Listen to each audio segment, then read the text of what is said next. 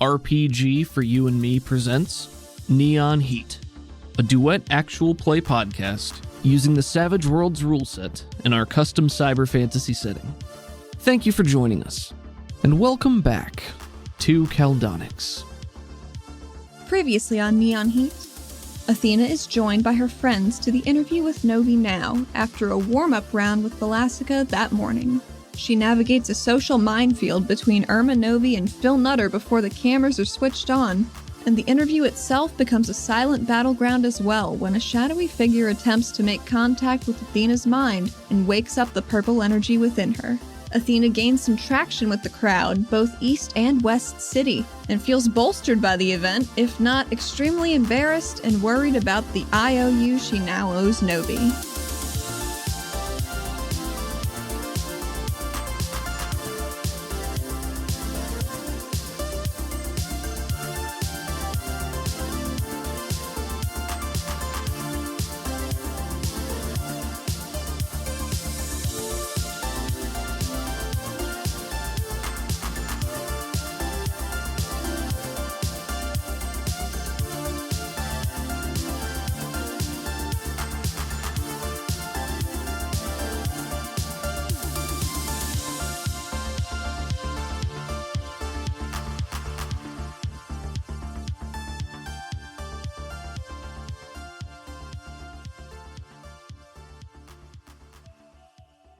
We open on a wide shot of the Caldonic skyline.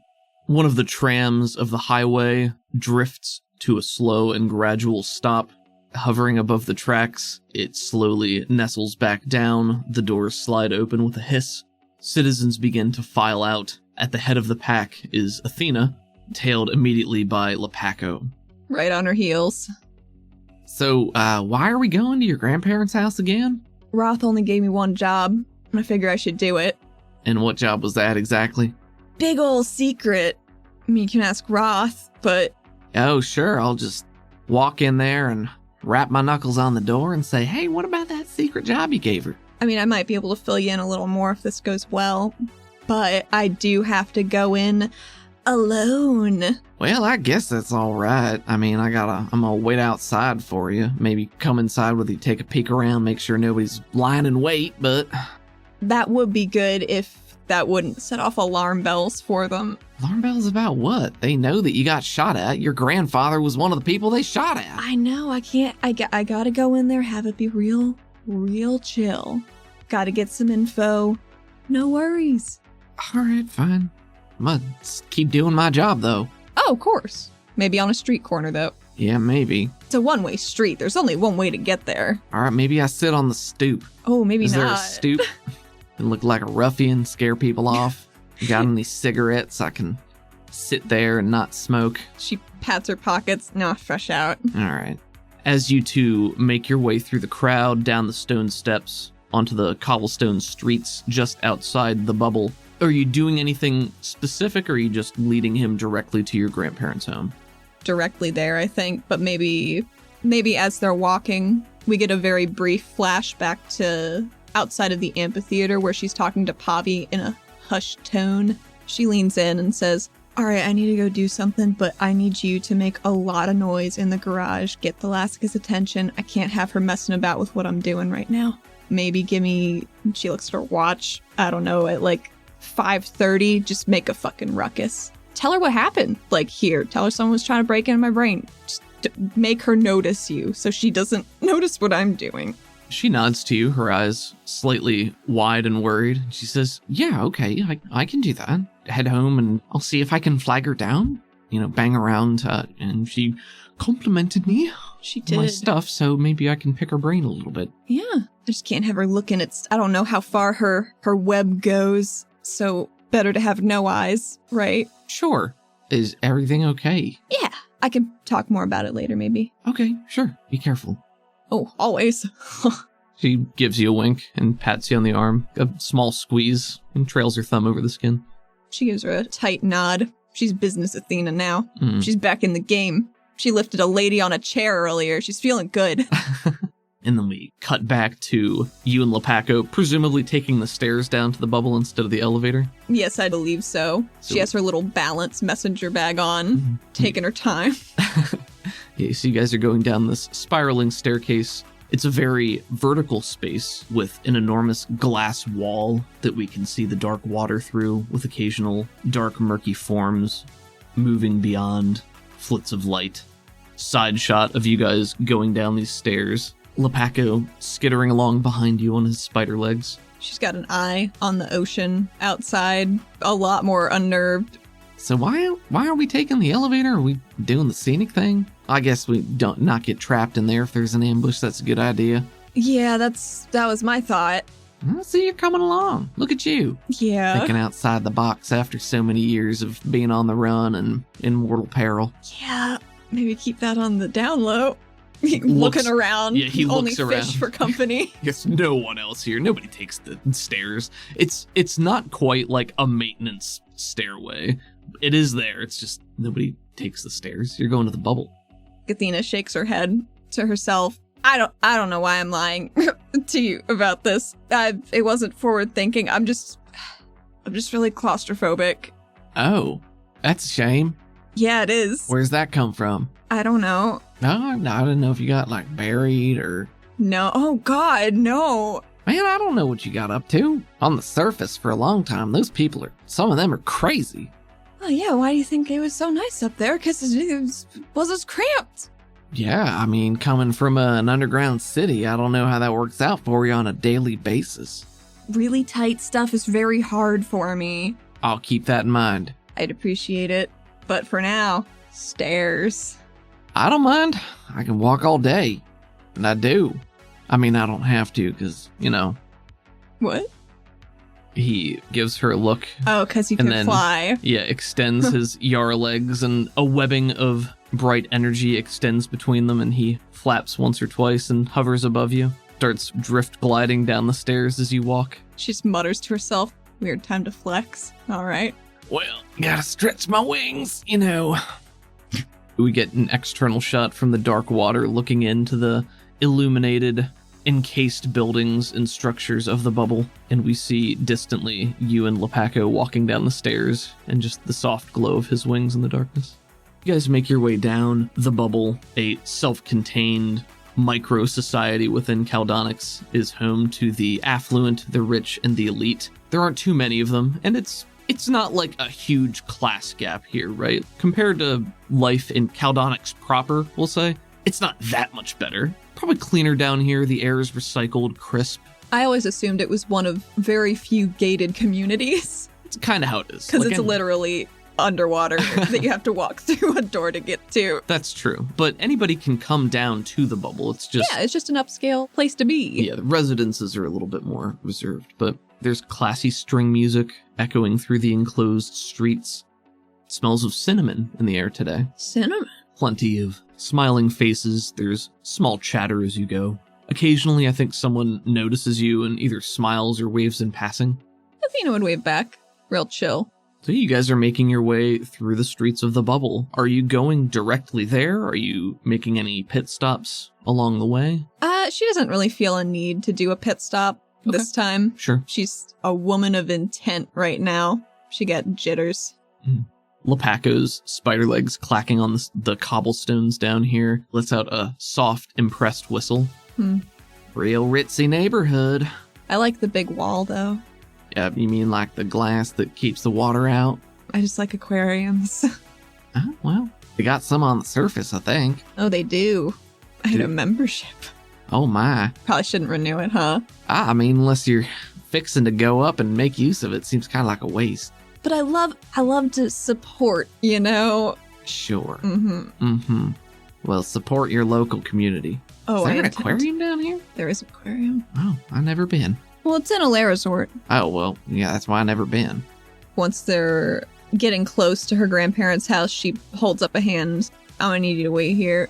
Stops and... Like on the street corner. Okay.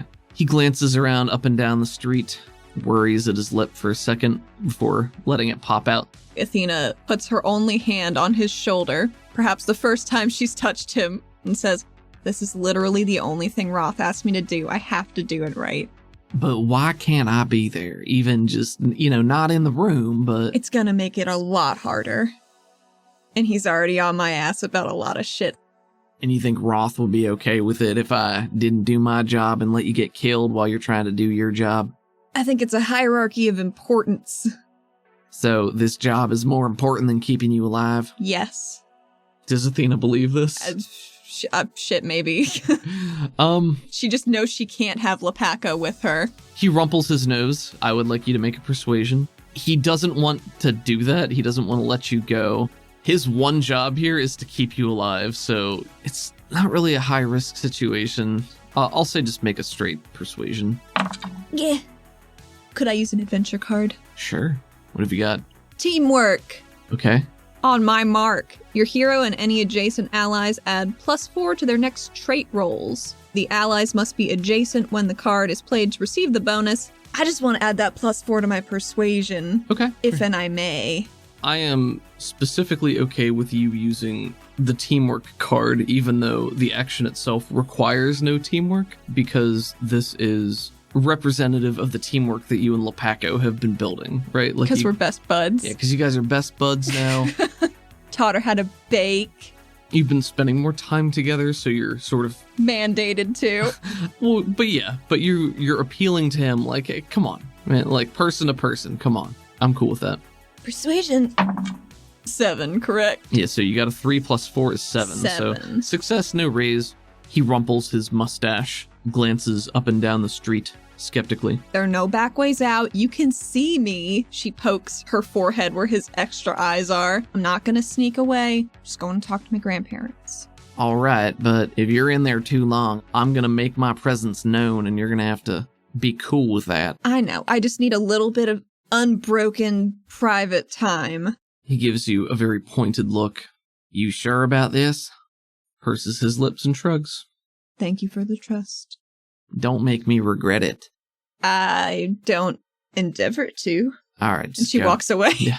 Crosses his arms, still looks around, glances about to see where he can stand innocuously or not to get too much attention. Cool. But he lets you go. Athena's going to go invisible while he's looking away. Go ahead and roll for it. She needs to approach invisibly. Invisibly? Yeah.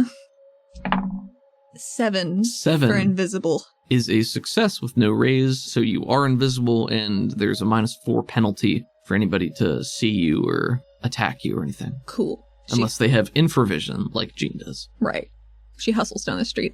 She's only got the one hand, and her bracer's up the arm the whole way, basically, right now. So she just has a little bit funnel off as dust into her fingers and starts to swirl it around her with tiny motions. She's practicing. It's hard. Very cool. Yeah, the dust glitters out of view. Spirals out in a little dervish, and you disappear from sight. You are now invisible for the next minute or so. Cool. What would you like to do? Walk up to my grandparents' window and teleport inside. Damn, okay. Your grandparents' home is nice. It's well put together. There's a small manicured lawn. There's some of the glowing mushroom trees. There's a vine that curls up the side of the building in the same style as Silas's. Fancy, but also practical space-wise. In Caldonics, there is limited space, so even down here where the more well-to-do families might have property, it's still a reasonable and manageable amount. The grass is quite green, there's ivy curling up the side, some intricate brickwork from the surface. The front door is heavy oak. It's got some chips in it, but very clearly real wood from the surface. Beautiful. Beautiful, hand-carved. She wants to peek into, like, the drawing room window to see if her grandmother's watching her... her stories. Her stories like she's wont to. Right now, it's late afternoon, getting on towards early evening. It's very close to when she told Pavi to make a ruckus. I think you said 5:30, which is perfect here. You know that your grandfather would definitely still be at the mines. Yeah.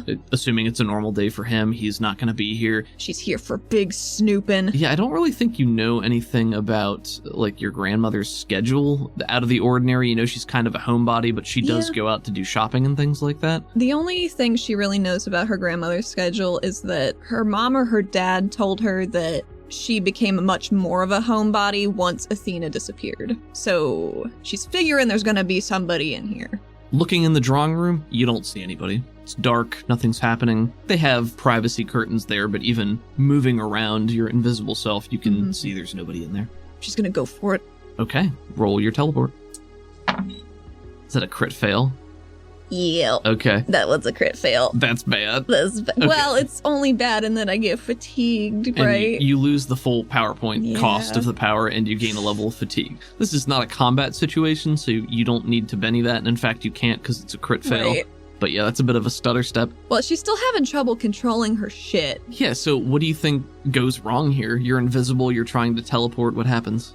She's got some snooping adrenaline going through her. And this is the first time that she's really been on her own doing a thing. And I think she just fucks it up. She's just a little too excited, a little too nervous. We see the energy crackle over your skin and we get a forward step as you're getting ready to propel yourself forward, but you just sort of Bump into the brick wall. Bump your head into the brick wall or something like that. Ugh. That rush of adrenaline and energy now just voids out of you instantly, like pouring water out of a glass, and you just feel drained. She stands there going, taking a stealthy second to make that noise. She's gonna try again. Okay, go ahead. It was just a regular fail. You need a different die. Okay, yeah, just keep rolling until you succeed, and then tell me how many points you lost. Oh god, I keep failing. I'm saying this is counting against your invisibility time, too. That's okay. 7. A 7? Okay. So, on your 4th attempt, can you give me just a short montage of these 15 to 20 seconds while you try to teleport? She starts jumping up and down, back and forth, like a boxer to try and, get some energy and momentum through her body, and each time she just bumps into the fucking wall again. She's like, God damn it. She's so happy she's invisible. Because it's really embarrassing. You glance over and you see Lepaco looking in your general direction. She waves a hand. She knows he can see her.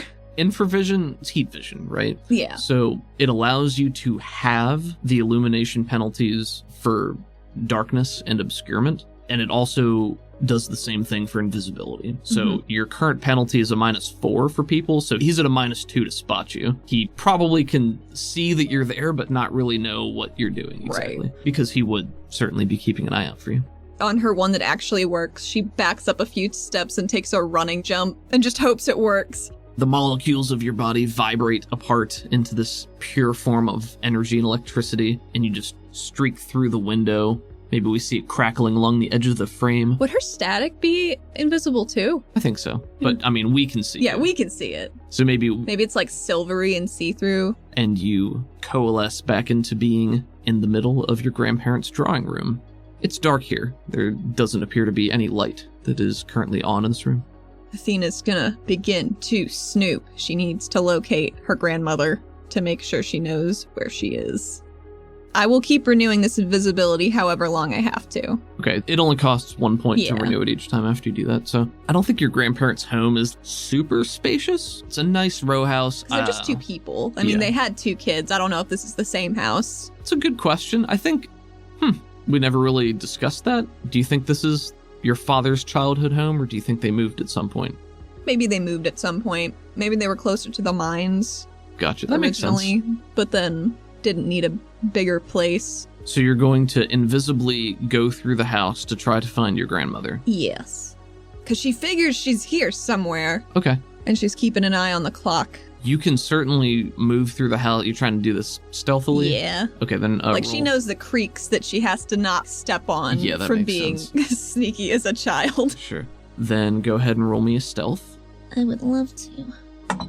5. You creep through the house room to room, even going upstairs and looking in everywhere that you would expect her to be, but she doesn't appear to be home right now. Can she look around for, bits of wall that look fake? Bits of wall somewhere that where look there should fake. be, if she's picturing a layout, she wants to find a secret room, basically. She's trying to figure out where there would be space for a room in a row house that is not visible. Okay. You know what I mean? Sure. Because there are some secrets here and she's gonna find them. Just looking at the property from the exterior and how big it is, make me a smarts roll, -2, let's say. That's a crit fail right there. Okay. Man, the exterior, it's boxy and square. It's impossible to know. I mean, Oh, fuck, I know. Uh-huh. What? Can I do, like, a metal stomp, like Toph, to try and find some structure? So your crit fail smarts, I'm going to readdress that. You're just sitting there thinking, like, where would I hide a secret room? It's safe to say that the structure is at least partly metal. There's a lot of metal stuff here. You know that they imported a lot from the surface in terms of building materials to be fancier. There's probably some brickwork that wouldn't do with that. So I don't know that the actual structure itself is, like, made of metal. Your smarts roll tells you, man, this thing it's box-shaped. Most of the rooms are rectangular and square, so they would fit together, and you're trying to, like, do the layout in your head, but... We get a shot of Athena see-through in the drawing room, her fingers on her chin, like, Yeah, if I were a secret room, where would it be? Okay, so this is a more abstract expression of your powers, which I think is totally cool.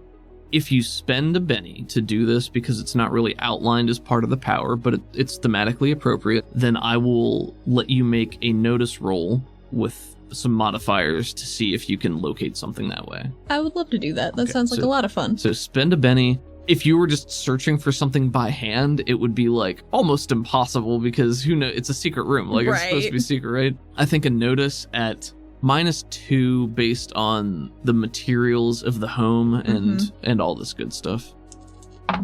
4. Is that including your fatigue? Nice, okay. Got a 7. Very nice. Maybe she finds a carpeted, less noisy spot to stomp that she can still feel the vibrations go through. And she very quickly up and downs, and we see the little radials of her vibrations go out, pinging through the house. We get a cinematic shot as we follow these vibrations out in a wave, washing through every room of the structure, acting as quasi-sonar for you.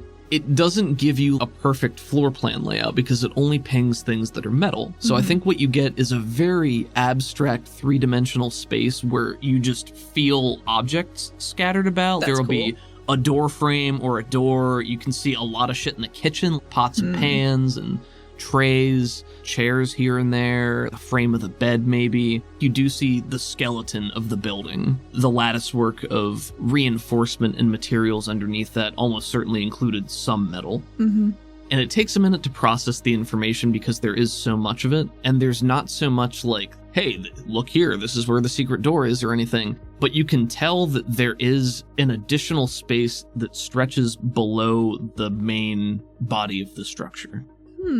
So as opposed to being tucked away on the second floor behind a hidden wall or something, it looks like something goes down.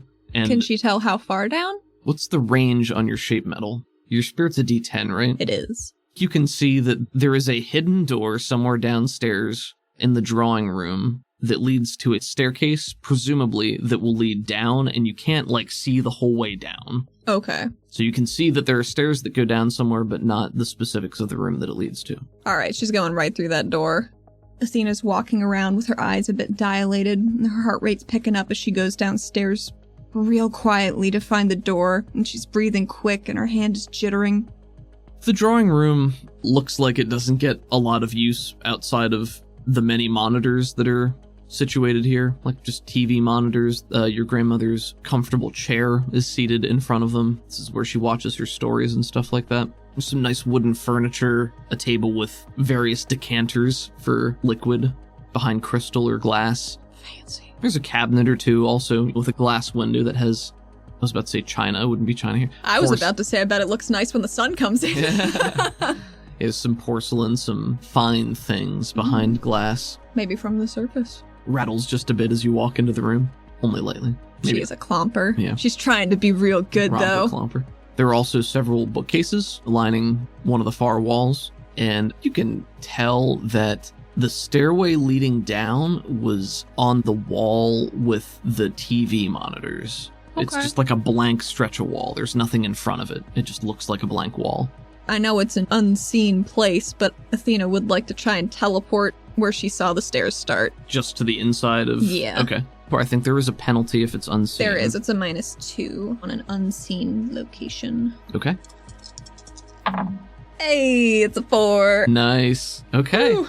Puts her fingers up on the wall, maybe as she's coalescing finds something metal within the wall and zaps directly through it. Okay, that's very cool. I like that Like a a lot. hinge or something.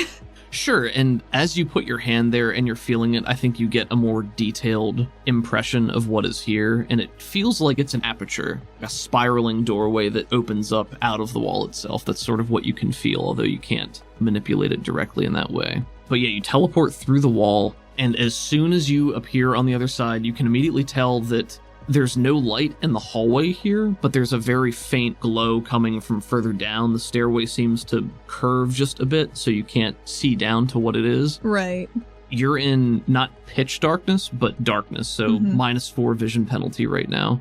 As soon as you teleport through and you feel your weight shift onto the stairs, there's a click, Oh no. and a see-through wall slams down in front of you. Fuck. So it's like kind of opaque. You can see through it. You can still see the soft light coming from down there. Wall slams down. There's a mechanical click from the walls to your left and right. Oh no. And you see several small electrodes spring from the corners of the wall. Oh jeez. And they erupt into a web of electricity Cool. that is arcing on you. At the same time that those small electrodes appear, several small nozzles appear, interspersed between the electrodes, and they begin to spray a pleasant-smelling gas directly into your face. Oh no. So, Oh no. so Fuck. Athena, the first thing I need you to do is roll me a vigor at a -2, Jesus. Okay. which is on top of your existing vigor penalty Fatigue. and your fatigue. So that's a -4. You're rolling vigor at -4, and I need you to tell me what happens when you roll. Well, that's a failure. Okay, do you want to Benny that? Yes. Okay. Yes, I do. Still a fail. Still a fail. Okay. I'll try one more.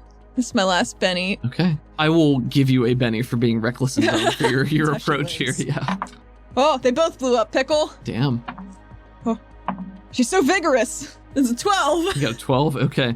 And I'll take that Benny as Take one, well. so you're at 1 Benny right now. Okay. The second thing I need you to do is make me a spirit roll, Okay. which is at a -2 on top of your -1 from fatigue. So this is a -3. God damn. That's a 22. Holy shit. Okay. She's got the grit, Pickle. Fuck. Okay. All right. Athena, I need you. This is good. I like this. So first, the power being used against you is stun. Okay. You resisted the stun with your vigor. The second one, the gas, you resisted with spirit. You are going to get a chance to react here, but how do you fight off the electricity and then the gas? What do you do? This has all happened in Okay, the this span is of really- like a second, right? This is really dumb. When she gets zapped, she breathes in slightly and then can't breathe back out, so she can't even breathe it in. And I would like to teleport to the bottom of the stairs where the glow is Okay. as my reaction. Yeah, go ahead. Burning through PowerPoints. I know. That's a fail. I'll use my last Benny Okay. that you've graciously just given me. Mhm. Oh, yes! Motherfucker, you Ah, serious? yes! Oh my god. Ah! Dude, she's blowing up, you guys. She's killing it today. Oh, man. Whew, What'd that's an 11. Wow, okay. A success with a raise, so you can certainly make it to the bottom of the stairs. As she's being zapped, she too turns into a zap and tumbles down to the bottom of the stairs and recoalesces on her feet like, I like the image of you barely having enough energy to make yourself incorporeal as electricity, and you do literally just fall through it and then just like tumble down the stairs Yeah. as a blob of electricity before being yourself again. yep, that's what she's doing. God, so great. She has her one hand on her thigh as she's leaning forward, looking back up the stairs at the still crackling electricity. You do that, Athena, and you're at the bottom of the stairs. Let's say you tumble the whole way down, and there's this soft blue light coming through an entryway that has no door. It leads to a circular room that is devoid of almost everything. There is a bank of computers off to one side. There's a circular divot in the ground, and interspersed evenly, at each corner of the circle, if you will, there's a small pylon. The room is sleek metal.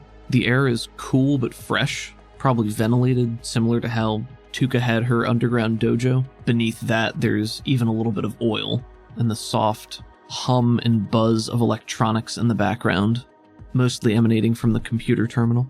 And there is a person sitting at the bank of computers who is facing your way now, waiting for you to get up. As Athena looks up to see the figure in the room, she almost entirely on an exhaled breath just says, "I did it." Waves her hand a little bit, trying to catch her breath because I don't think she can talk quite right yet because she was just electrocuted.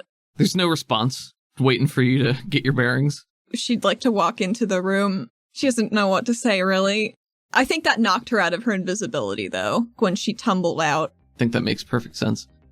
The figure seated at the bank of computers is wearing a black robe with the hood pulled up. As you enter the room, they turn around, push themselves away, the chair rolls a foot or two, and then they stand to their feet and turn to face you. I knew you would spring the traps. As for the first time, you hear the modulated voice of Thalassica in person. What do you mean you knew? Well, to not spring them, you would have had to take your time, or watch your surroundings, but you're more prone to smashing the problem or sidestepping it entirely. So, let this be a lesson, that sometimes it pays to be methodical, but it also shows that you're able to circumvent problems with enough determination and luck. Guess I should count my blessings on that one, huh? Athena's still breathing real heavy and says, "The robe's a bit much." Well, apparently, I'm not the only one with a flair for theatrics. Well, I don't know if you heard, but I'm going to be in the pictures now, so... As you say that, there's some modulated laughter as Thalassica pulls down their hood to reveal your grandmother, Cressida. I knew it! I knew it, Pickle! You did, you called it. I would have felt like a real dipshit if it was a grandpa. Right. She has a balaclava that goes over her nose, and on the front of that is a small metal fixture. She reaches up and pulls that down, shakes it loose a bit, and says, "It can get very stuffy, you know." I know how it goes. So, in the pictures. Yeah, I think we're skipping over something more important right now. Rolls her eyes a little bit. Yes, well, she holds her hands out. Your grandmother has dark black hair streaked with lines of gray, lithe physique, although she is far bonier than you at this point. She has stern, maybe even severe facial features, high cheekbones, a sharp chin, crystal blue eyes with vertical veil slits, and she has a blue tattoo that runs around her neck. There's definitely something softer in her eyes here. Her posture and demeanor far more relaxed than you're used to seeing. You look pretty pleased. Cressida/Thalassica does look pleased, actually. She has a warm smile and she says, "Well, you finally figured it out, didn't you? So that's something." Took me longer than it should have. I made Lepaka wait on the corner. Yes, he wasn't too happy about that. No, I don't imagine he was. May I tell him to come in now? Yeah, sure. Good, I already did. You hear a fixture up at the top of the stairs open, and then the skittering steps of Lepako as he follows you down. Hi, Jane. Oh, well, hello. Look at you, figuring stuff out. I have been occasionally known to do that. I don't know why everybody sounds so surprised.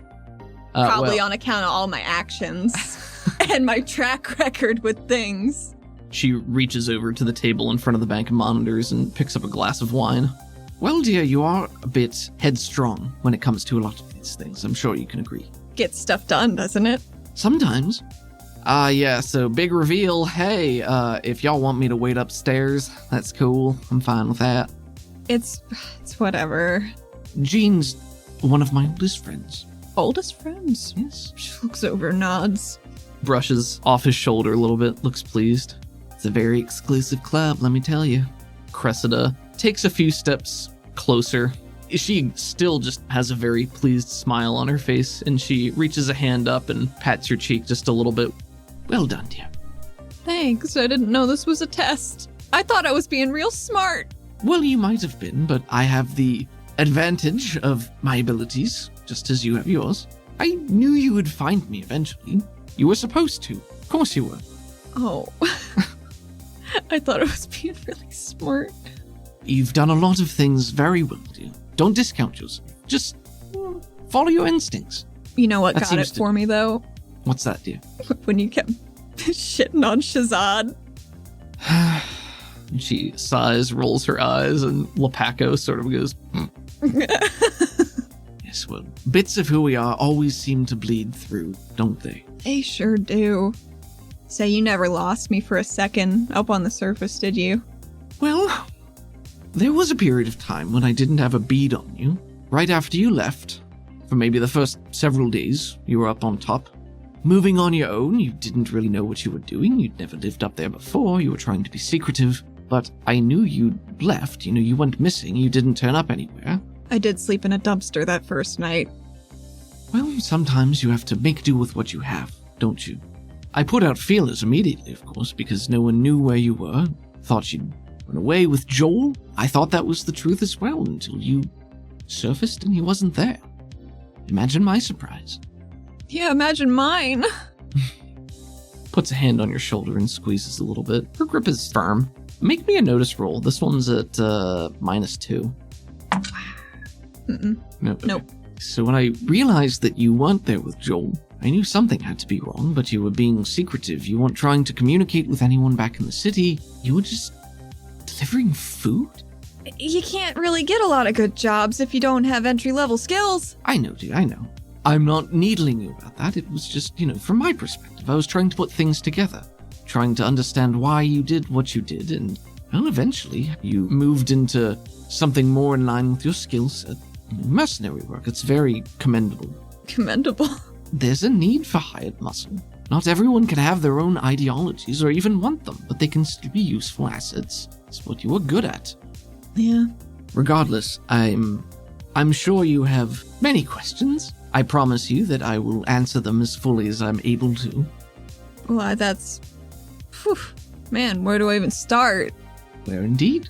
She walks over into that circular divot as you guys are talking, and the 4 little pylons spark to life as soon as she steps in there, and they have glowing blue tips, like lights at the top of them. Athena's eyes get a little wider for a second. They shoot these holographic beams into the middle and scan over her. She glances over to the wall of monitors, which have, to you, programming gibberish on them. Just lines of code running and running and running. She just squints at it. Don't worry, dear. I'm just maintenance, Please keep going. I'd love to. It's just a little distracting. Well, you have to be good at multitasking. So you don't know where Isaac is, do you? No. Right now, I don't know where he is. I wish I did. I wish I had better news. Did you monitor his apartment at all? The place you set him up? Oh, of course, dear. So he hasn't been back? No, I would know if he was. I might go over there later to snoop around a little bit, but... You're welcome to, but there's nothing to find. We've combed it over. I mean, I could at least leave him a note or something. You could, if you want. I mean, it's the first place he'll go, probably to get his stuff. I don't think he really brought anything with him, Athena. This was more of a temporary trip. The pylons continue scanning over her, and she walks back to the bank of monitors and begins tapping away at a keyboard. You knew his grandfather, right? She stops what she's doing and turns around and gives you a genuine smile at that. See, you do put things together. Yes, we knew Alcus. Can you tell me anything about him? Undoubtedly I could, and I can. Will you? I don't know what's relevant. She reaches over to the table, and there's a picture in a frame that she picks up and hands to you. She takes it. And as she's doing this, she says, he was powerful, handsome, brimming with energy, life, and gusto. He was a Cassian.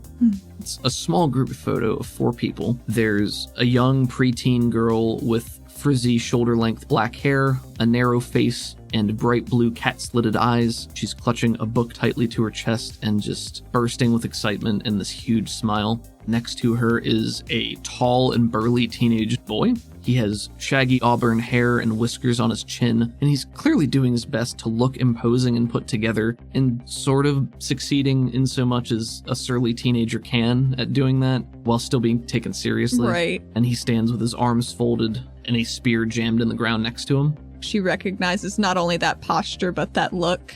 Yeah, you see the facial structure there, the broad, square jaw, the sullen but arrogant gleam in his eyes. On her other side, there is a short and somewhat round boy with a stocky yet burly physique, short sandy hair, dark eyes, and a smile to match the girl's. and he's striking a strongman pose, off to one side, held up in the air by his spidery Yara legs. And behind the two that are not surly teenagers, there is a tall, sleek arrow standing with arms behind their back, two sets of sky blue eyes glimmering on their face, and the same lighting that runs through the rest of their circuitry. The limbs are cord-like wires, even protruding from their head. Oh, in a fuck, small is it braid. Rebexy? Yes. It's Rebexy! I'm shook. That's the reveal that got you, right? I don't know why. I knew that you didn't suspect anything. I think I had to backtrack because I've never seen her stand up before. Sure, yeah. So. You do note that her appearance is a little bit different, like the broad strokes are different, but you can tell it's definitely her. My read of Rebexy, very surprised, is what Athena says in that moment. Both Cressida and Jean just burst out laughing. And Lepaco has skittered over to the table that has the wine on it, grabbed a glass and poured one for himself, and they clink glasses together. God damn it, you guys. Well, yes, you know her as Rebexy, and that is the name she goes by now. What did she used to go by? Lepaco takes a big sip and smacks his lips on the dry red. Well, she's your namesake, Deirdre. What? Cressida inclines her head and nods. I told her I didn't like that name! I know. Oh my god! She shouts. Don't worry, dear, she doesn't take it personally. But that's so rude! Oh, but how could you have known? How could you have possibly known? She shrugs and throws her hand in the air with the picture frame. Like, Just more laughter. what a day. I told you she was gonna freak out about it. Yes, Jean, I know. She just keeps shaking her head, looking at the DOS prompts scrolling on the screen. Like the lady with the math in front of her face. Yeah. So yes, we knew Algus. He was part of our expedition. When we went to the surface, all of our families left together. Well, ours did.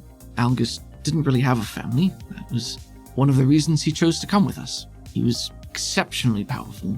Stood out. I expect he could have even been Cassar one day, if he would have liked to do that, but he made his own way, as we all did. It's a shame his son was such a piece of garbage, from what I've heard. Her smile is a bit tighter at that. Yes, well, not all good influences do rub off on our children. She says, very aware that she's a pretty disappointing kid overall. What is that noise for? Yes, that one. Just a noise with my throat. I just expelled some air, and it happened. Very well, yes, fine. Yes, Algus was one member of our expedition, and through a series of events, I'm sure you know that he took charge of the Troya clan, changed his name from Algus Russo to Algus Troya. So that's just the name of their band? Yes. Isaac didn't really want to talk about it, but I'm sure, you understand. I do understand, yes. You two have had remarkably similar lives, in many aspects. Maybe that's why we get along so well. Undoubtedly. You set up us finding each other, though, didn't you? She smiles again and inclines her head. Yes. Though he wasn't in on it, he didn't know any more than you do. I figured. Thank you. Her eyes glisten a little bit at that, and she says, "You're welcome. I'm glad it was the right thing for both of you. He's a good man. I know. Better than his brothers. Some of them." Veli might still be around. She purses her lips but nods. He might. I haven't been able to find anything on him for some time. My connections with the Troya clan that still exists on the surface have been functionally non-existent since he left, which, incidentally, was very close to the time that you left Caldonix. That is a bit weird, huh? Yes, quite. Why would that be connected? It'd be weird if it wasn't, honestly, considering all these little tethers that keep popping up. I don't know, Athena. I can't see the whole picture any more than you can. Maybe we have pieces. Maybe there are pieces I've missed that you haven't. I don't know. It's a mess. All of this stems back to these eyes that are appearing now, making things more complicated. Yeah, it's a little more complicated, actually. Well, yes, you said your grandfather was somehow peripherally tied to all of this as well? Yeah, so am I. That catches her off guard. She turns so quickly to you that some of the wine sloshes out of her glass and splashes on the floor. I think She says. Lepaco makes a small noise of surprise as well. You, dear? What do you mean? What's happened? Oh boy. Now that I know who you are, it's not as big a problem for me to just come right out and say stuff, so I probably should have told you a while ago. I got, purple. That's me. Her expression as you're speaking is now the lady with math equations in front of her. Oh, She's no. like trying to connect dots in her head. I bet their expressions are very similar because their facial proportions are as well. Definitely. The photo that she handed to you, it didn't look like a small version of you, but it could have been like a sister or a cousin. Like, you guys share a very strong resemblance in that. How did this happen? You remember Benicia at Strickland's estate? I assume you had some dossiers on the people there. Olivier.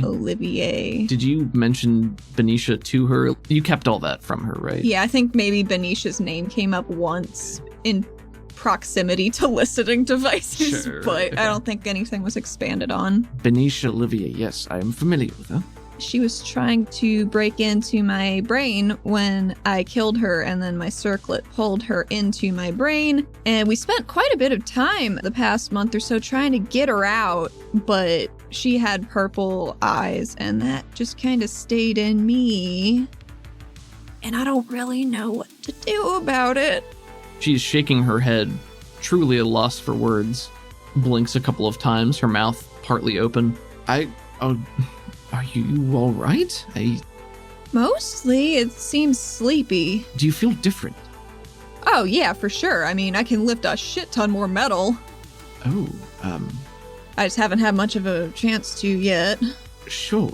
Do you feel more aggressive? Do you feel angry? No.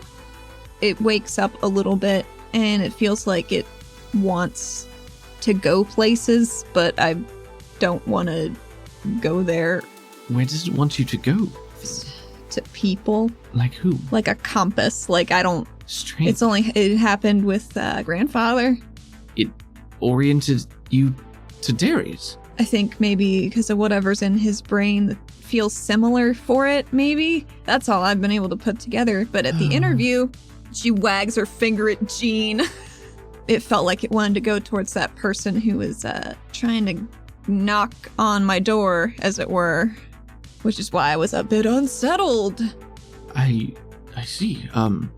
Jean nods to this, supporting your story. So it's linked to you? Darius? Pinched expression shakes her head as she's looking around the room, but not at anything in particular. She begins to pace, swirling the wine in her glass. Who else do we know that's tied to this aside from Benicia? I would assume Suzette. It's a safe bet. Purple is one of the least prevalent ones for me. I thought maybe Anji, but it turns out she's just real purple. That's good. I think she might try to kill me. Why would you say that? She's got a job from the Alloy where she hunts down people with these eyes and kills them. Her eyes sharpen and her brows furrow. A job from the Alloy? This is important. To specifically find people who have these different colored eyes and to kill them. I think she's mostly concerned with red. She didn't seem to notice me, because maybe she was just looking for parasite type energy. But it's been a mandate for quite some time, and now I'm concerned for my safety. God, I hate her so much. As you're talking, she's nodding to this, and she says, she's slippery, but she's useful. That's why we let her go. When she robbed the casino? She nods. Well, I advised your aunt to do so. When Anji was talking about mutual friends, that was Rebexy, right? That seems like a logical conclusion, yes. Makes sense to me, but... Well, there's always the off chance it's someone else, but I think that would be sound, yes. But if she has this mandate from the Alloy... She looks over to Jean with a very concerned expression, and Jean just shrugs. I don't know. I never said anything to me about it. Maybe she doesn't know either. Rebexy. Excuse me, Deirdre. Cressida nods, sucks on her teeth for making a popping sound with her mouth and beginning to walk in circles, still swirling her wine. Important note here, this is a different Cressida personality than you have seen, I think, your entire life. But it makes more sense to her now, you know what I mean? Sure, oh yeah, absolutely. Like you would have, I think for everyone in general, like you always see your parents as your parents, and you don't often think about who they really are as people until you're much older, or until you get to see them as an adult yourself when they feel like they can let their guard down. Maybe that's not the same for everybody, but... I have heard my mom say fuck quite a few times when she thinks no one else is listening. Hi, Mom. One more piece of the puzzle. If she's in the know, that's more than she ever let on to us. So we can probably squeeze her for more, if we get the chance. But don't reveal yourself to her, obviously. Oh, of course. I know. I'm thinking out loud. I'm thinking out loud. I do this too, yes. She's starting That's to get probably where I get it, huh? gesticulating a lot as she continues walking around. Sorry I had to keep all that, purple business to myself for a while. I wasn't really sure you weren't Suzette Olivier. So, yeah, how would I know? How would you? Oh, she wishes she was me. I certainly understand why you did, and all things considered, it was the prudent decision.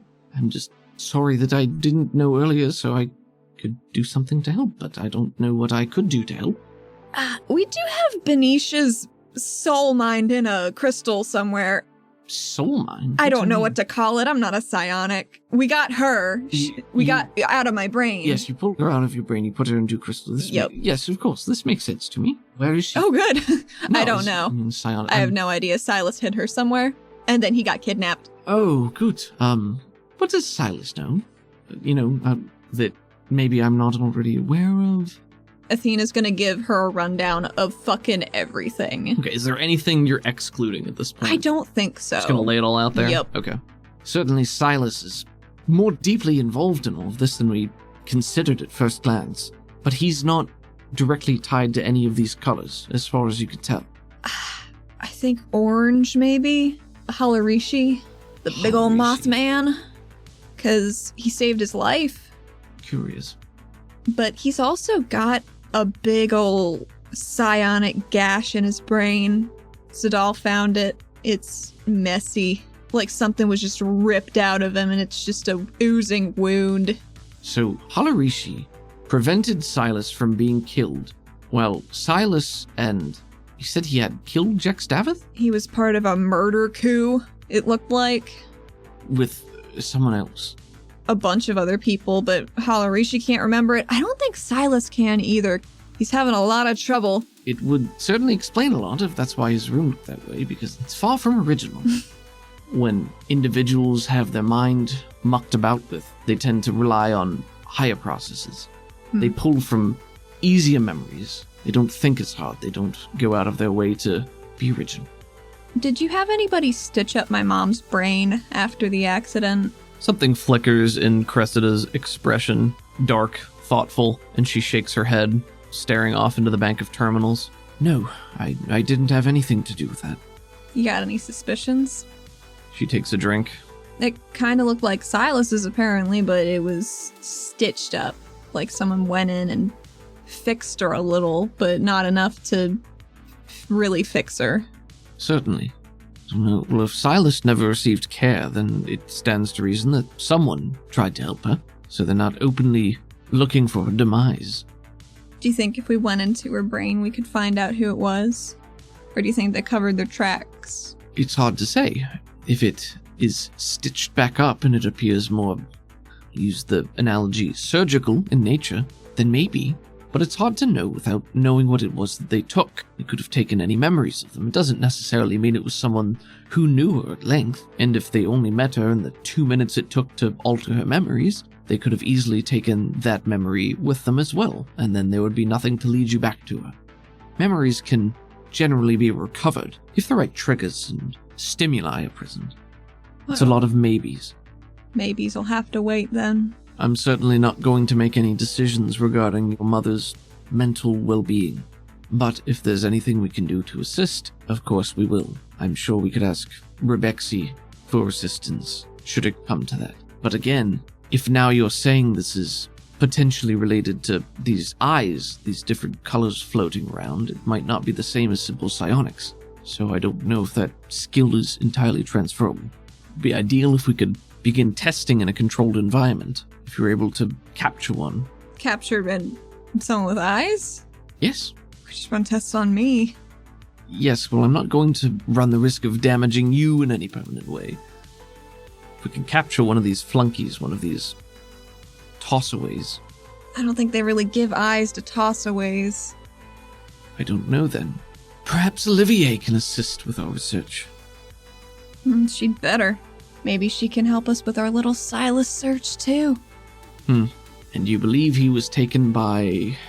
Zeev, the foggy Karnak connected to Harlan. You say Harlan and her lip almost curls, but it's more like a look of partial distaste and partial just irritation. He mentioned you in the lighthouse very briefly. Did he? In passing, you and Aunt Fiora. Thank you for stopping him. Yeah, no problem. Couldn't let that run about the city. Harlan is the reason I brought you back here. Really? Yes. I mean, I figured because it was the first thing he asked me to do. But did he find out who you were? Not strictly, no. She rubs at her temples. I sponsored his entry into the city through AleraCorp, through one of my aliases. And in passing, this was my fault, of course, but I had never met him in person. This was one of Algis's grandsons. I looked out for Harlan the same way I did for Isaac and you. I helped him get a leg up at AleraCorp, start to work his way up, have a good name, sponsored his entry into the city, using an alias through myself. When Was it Latora? She nods. Latora is one of my aliases, as is Oziana, Oh, which is the okay. name I used with Isaac. Harlan told me with his dying breath to give you his regards, so consider them delivered. She has almost a sneer on her face, like a satisfied sneer that then quickly cracks and becomes more brittle, and then shakes her head a little bit and averts her eyes. You couldn't have known how bloodthirsty he was. He hid it real well. He did. He hid it from me until I met him in person, because he didn't know I was the same. He didn't know who I was, so he didn't have a problem showing me who he truly was either. What happened? I was able to see him for what he was, to know that all he saw was a frail old woman of influence, with money and connections and resources. And What did he try to do? He was intimidating. He thinly veiled threats, a show of his power which I had never seen or even knew that he had access to. He was half Vel. He was a psionic. He shouldn't be able to make physical manifestations of anything. But here he was doing exactly that. And it frightened me. I'd never seen him that way. He was always so polite and thankful for the help. And I was afraid, Athena, that he could have hoodwinked me so thoroughly, so completely. I knew that I didn't truly know anything about him, who he really was, if that's how he appeared to someone that he believed he could exert authority over. Do you know what I mean? Mm-hmm. And I started to dig a little bit deeper, not take things at face value for what he told me as Latora. And I started to see the cracks and to see the cover-ups and what he was really like. And here in the city, it's more difficult for me to exert my influence because there's a severe lack of network, which was extremely expensive for me to build into my home here. That was another thing that tipped me off personally, but Yes, it's difficult to find contractors who are willing to keep such a secret, so of course the easiest way to do that is to make sure that they're not capable of keeping a secret. ooh. I didn't kill them. We just take the memories. Is that something you can do? No, it's not. Is that something grandfather can do? It is, but I hope you understand that your grandfather doesn't know about this. I put those two together, yeah. No, Deirdre. Deirdre is a powerful psionic. Huh. You're my granddaughter, and I love you. And I'm sorry I haven't been very good as a grandmother. That's really not who I am. But pretenses aside, as I mentioned, I will tell you everything that I can. And I trust Jean implicitly. Jean knows all this. She smiles over at Jean, a little like, you son of a bitch. You dog. He's got a bristly mustache smirk and raises his glass as you look over. But he's lounging, just leaning against the wall, his legs sort of pushing him off of it in a bouncy motion, just like an idle animation. Athena's been walking back and forth, a little wobbly most of this time, trying to think through stuff. Deirdre is one of my closest friends and allies, but she's never been the most forthcoming, not like Jean or I. So I know that there's some amount of information that she doesn't share with us. I've been able to surmise over the decades we've known one another that she also works directly with the alloy. To what end, I don't truly know. She was sent with us to the surface as part of our expedition. Newly born, if that's how you want to put it. Oh, wow. But she did her best to help us. She was a facilitator. She could pull information out of people's heads, rewrite their memories, any other number of things. But she has an oath, I suppose you could say, a vow that there were things that she couldn't tell us, which she was forthcoming about. She told us that she couldn't tell us, but we were never able to get the information out of her. And at a certain point, we stopped pushing, merely working on guesses, because truly it didn't seem to matter too much. But Deirdre dealt with Angie. Dealt with? After the heist fiasco. Oh. We allowed Deirdre to be the one to handle. They're both Arrow, they have a lot in common. You tend to allow Arrow to handle Arrow business because of how internalized and secretive they can be. So if Angie has a mandate from the alloy to kill all individuals with red eyes, I have to wonder if Deirdre knew about this as well. And if Deirdre knew about this and didn't tell us, then that tells me that she's probably known about it all along, or she knows far more than she's letting on. Maybe the Arrow just think that they can deal with it internally and nobody has to really know. But why? Why? I've been wondering about that too. I think the time has come for us to ask for more answers or demand them. But I don't think Deirdre will simply tell us. Well, I've been thinking about Ashen and these eyes and Arrow. It's all linked up. I mean, they come out of the quarry. These eyes seem like they are just raw quarry. What if these eyes are just... What if they're Arrow that got stolen before they could be born and put in somebody else? She takes a deep breath, exhales through her nose, finishes the rest of her drink. Because it all could feel it in my brain when we found it the first time. Silas didn't know, but he was like, that's some familiar shit. So if they're operating on the same frequencies... That's a very astute and plausible explanation. It's really my only working theory. It's a good one. Don't know how we would go about testing it. That's an avenue we must look into. I know you don't like Angie, and trust me, some of her antics are quite distasteful, but she is competent and a useful tool. Yes, dear, that's part of playing the game. I know. You think I enjoy trafficking with the Zadars? Quite mistaken. I think they're the ones in Grandfather's head. The Zadars? Yeah. I don't think either of them are psionics. I think they're all linked through and through. Well, there's linked, but then, Harlan could do some stuff that you didn't think he could do either. This purple's all stemming from a LaraCorp, it looks like. So how'd they get that? I don't know. We'll just have to follow the ladder upwards, and that means finding Olivier. I think I can help with that. I think I told you before as Thalassica that I could help with that. You did. My influence isn't what it used to be, but I can still pull strings with the LaraCorp. Olivier is a spy master. In certain very elite, very select circles of being in the know, there are those within LaraCorp who know that I used to serve as an intelligence agent on the surface. Of course, it was a very long time ago, so I wouldn't be of any real use at this point, but call it a prestigious member of the Old Guard. If I requested a meeting between myself and Suzette Olivier for trumped-up purposes, make it seem like I just want to be involved once more, I'm sure she would agree to meet with me. You could use that as a pretense to waylay her, perhaps. Could be good. I don't even know what to do with her, because Tuca wants her in the ground. Yes, well, which is understandable, considering. Certainly, she's been trying to have it killed for some time. Anyone who... I find it... She has a false start or two. First she says, life on the surface, and the rules for which you govern life on the surface are vastly different to what is expected in Caldonics.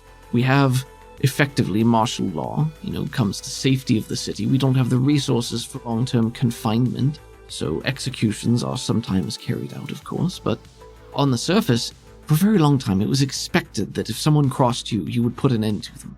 That's not exactly something the surface has grown out of. I know. But things are getting better. A little bit. If you can leverage resources, I'm of the opinion that it's always better to do so. So I, in my time, have gone out of my way to prevent needless deaths. It was a slaughterhouse when we came up. The tribes, the warring, the factions. Was Alara even established yet? Alara was a city before the Zero, dear. It was only ruins, a husk of what it used to be as the thaw came about, but it didn't have nearly the level of order it does now. It was more districts within the city were each controlled by a different clan. There was trade, there was commerce, but there wasn't society, as we would describe it now. That simply didn't exist. There were bands. But then there were the Zadars, huh? Then there were the Zadars and the Troyas, a nomadic roving faction that kept all of the tribes within Olera trapped there. Why? Power, influence. They didn't want anyone encroaching on their territory. Happy to pillage and murder and anything else you could imagine. That's how they survived. And they grew in number because anyone they captured and didn't kill outright could be used as slave labor or food or any other number of barbaric things you can possibly... She waves a hand. It wasn't pretty. We spent years, really, not even integrating ourselves with any facet of society. We survived in the wilderness and the wastes on our own because we were small band. We were able to hide. We eventually made our way to Olera, took up residence, made ourselves useful. We had powerful technology that many of them couldn't even fathom. They couldn't stand against us, but we weren't great enough in number to take and hold anything either. It was a slow game. And that was, well, what we grew up in. She gestures over to Lepaco. It was violent and brutal and not fun. Not a fun place to grow up, Athena. But it's what we wanted. We wanted the adventure. We wanted to be part of that first trip.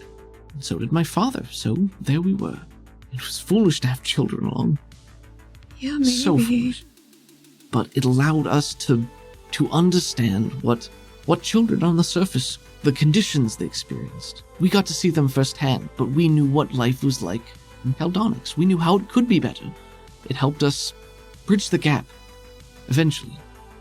Troyas were ruthless and brutal, but they were willing to treat with us because we had something they wanted. More power.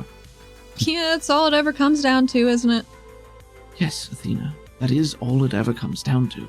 At its core, life itself, living, you and I, and Jean standing here in this room, our ability to even stand and have a conversation this way is tied to our ability to survive.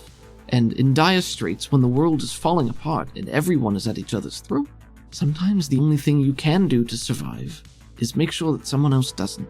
That's what we're working against. But it's not a switch you can flip. It's not instant gratification that you can snap your fingers and make it happen. You have to work towards it. And work is dirty and often bloody. And you've seen this firsthand yourself. Sometimes you have to do what is necessary to make strides for the greater good, for all of us. Oh boy. That's what all of this is about, Athena. Our mission, our goal. Unification under one banner. Under Caldonix's banner. Under Oleracorp's, through the influence of Caldonix. That's what we want.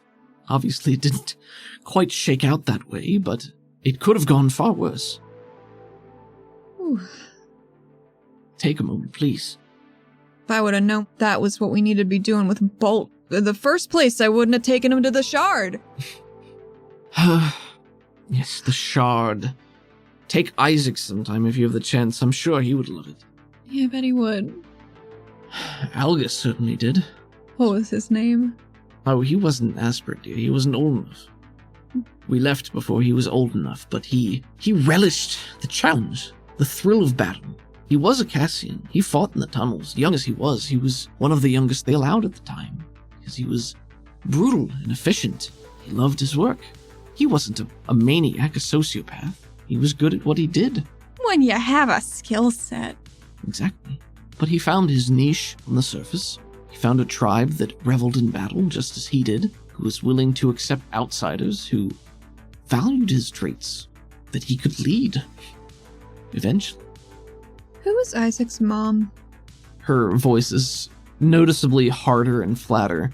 I think it's safe to say, dear, that no one from that time period is worth mentioning. She was I trust you remember what Isaac told you about his father.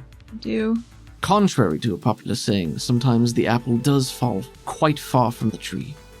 Algus was, at his core, an outsider who ruled with a gentle iron fist because it's what was demanded of him. He held power through their own laws and rules, but his son was surrounded by men and women who were only so keen on whispering into his ear to remind him of the power and brutality they wielded in years past. How much more they could be if only they would take and use that technology for their own gain.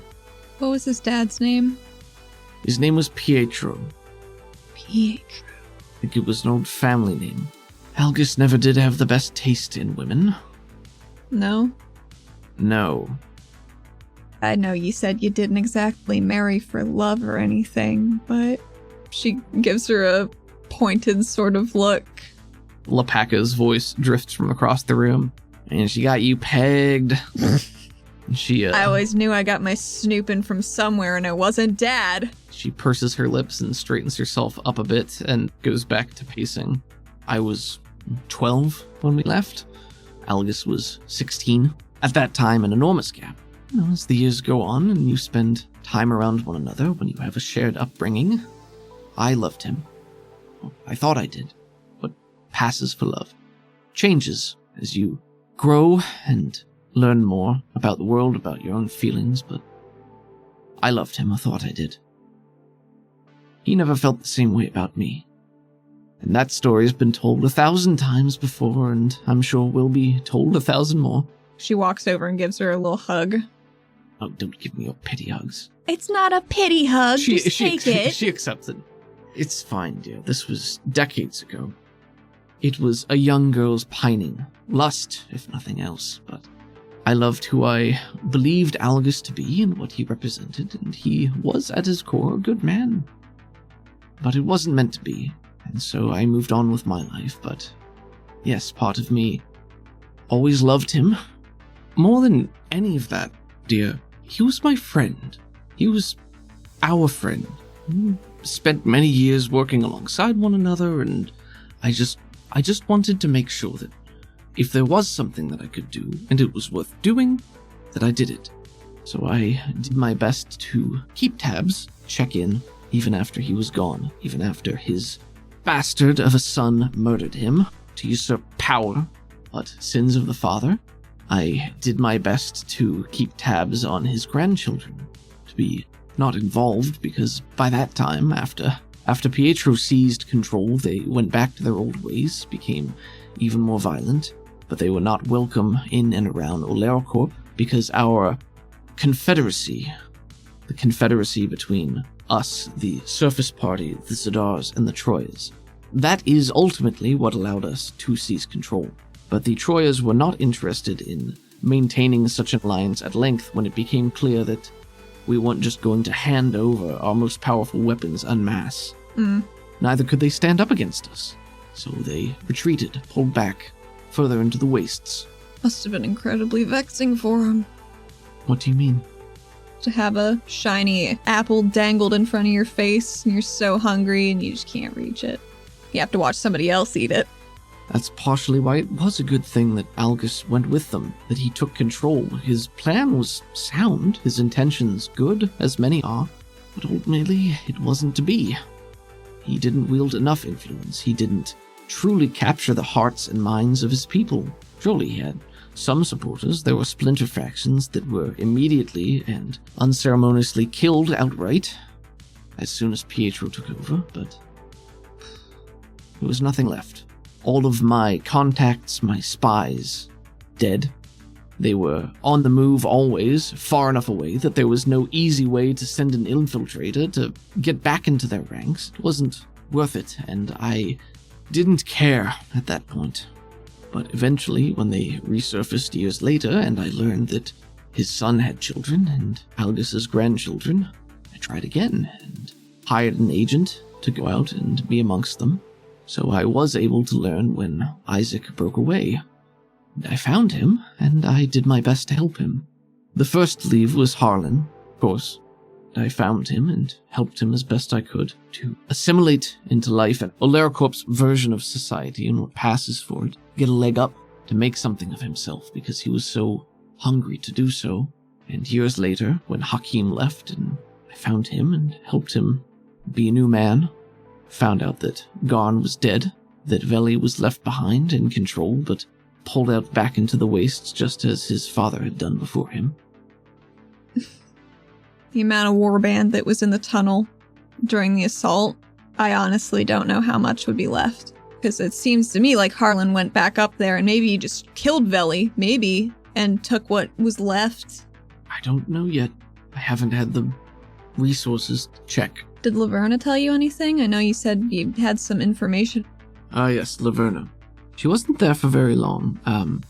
She did make a point to mention that the amount of Karnak and Yara that serve as Cassians made it problematic because many Karnak and all Yara have infravision, so they can see heat signatures, which is counterintuitive for someone who relies upon invisibility. That's fair.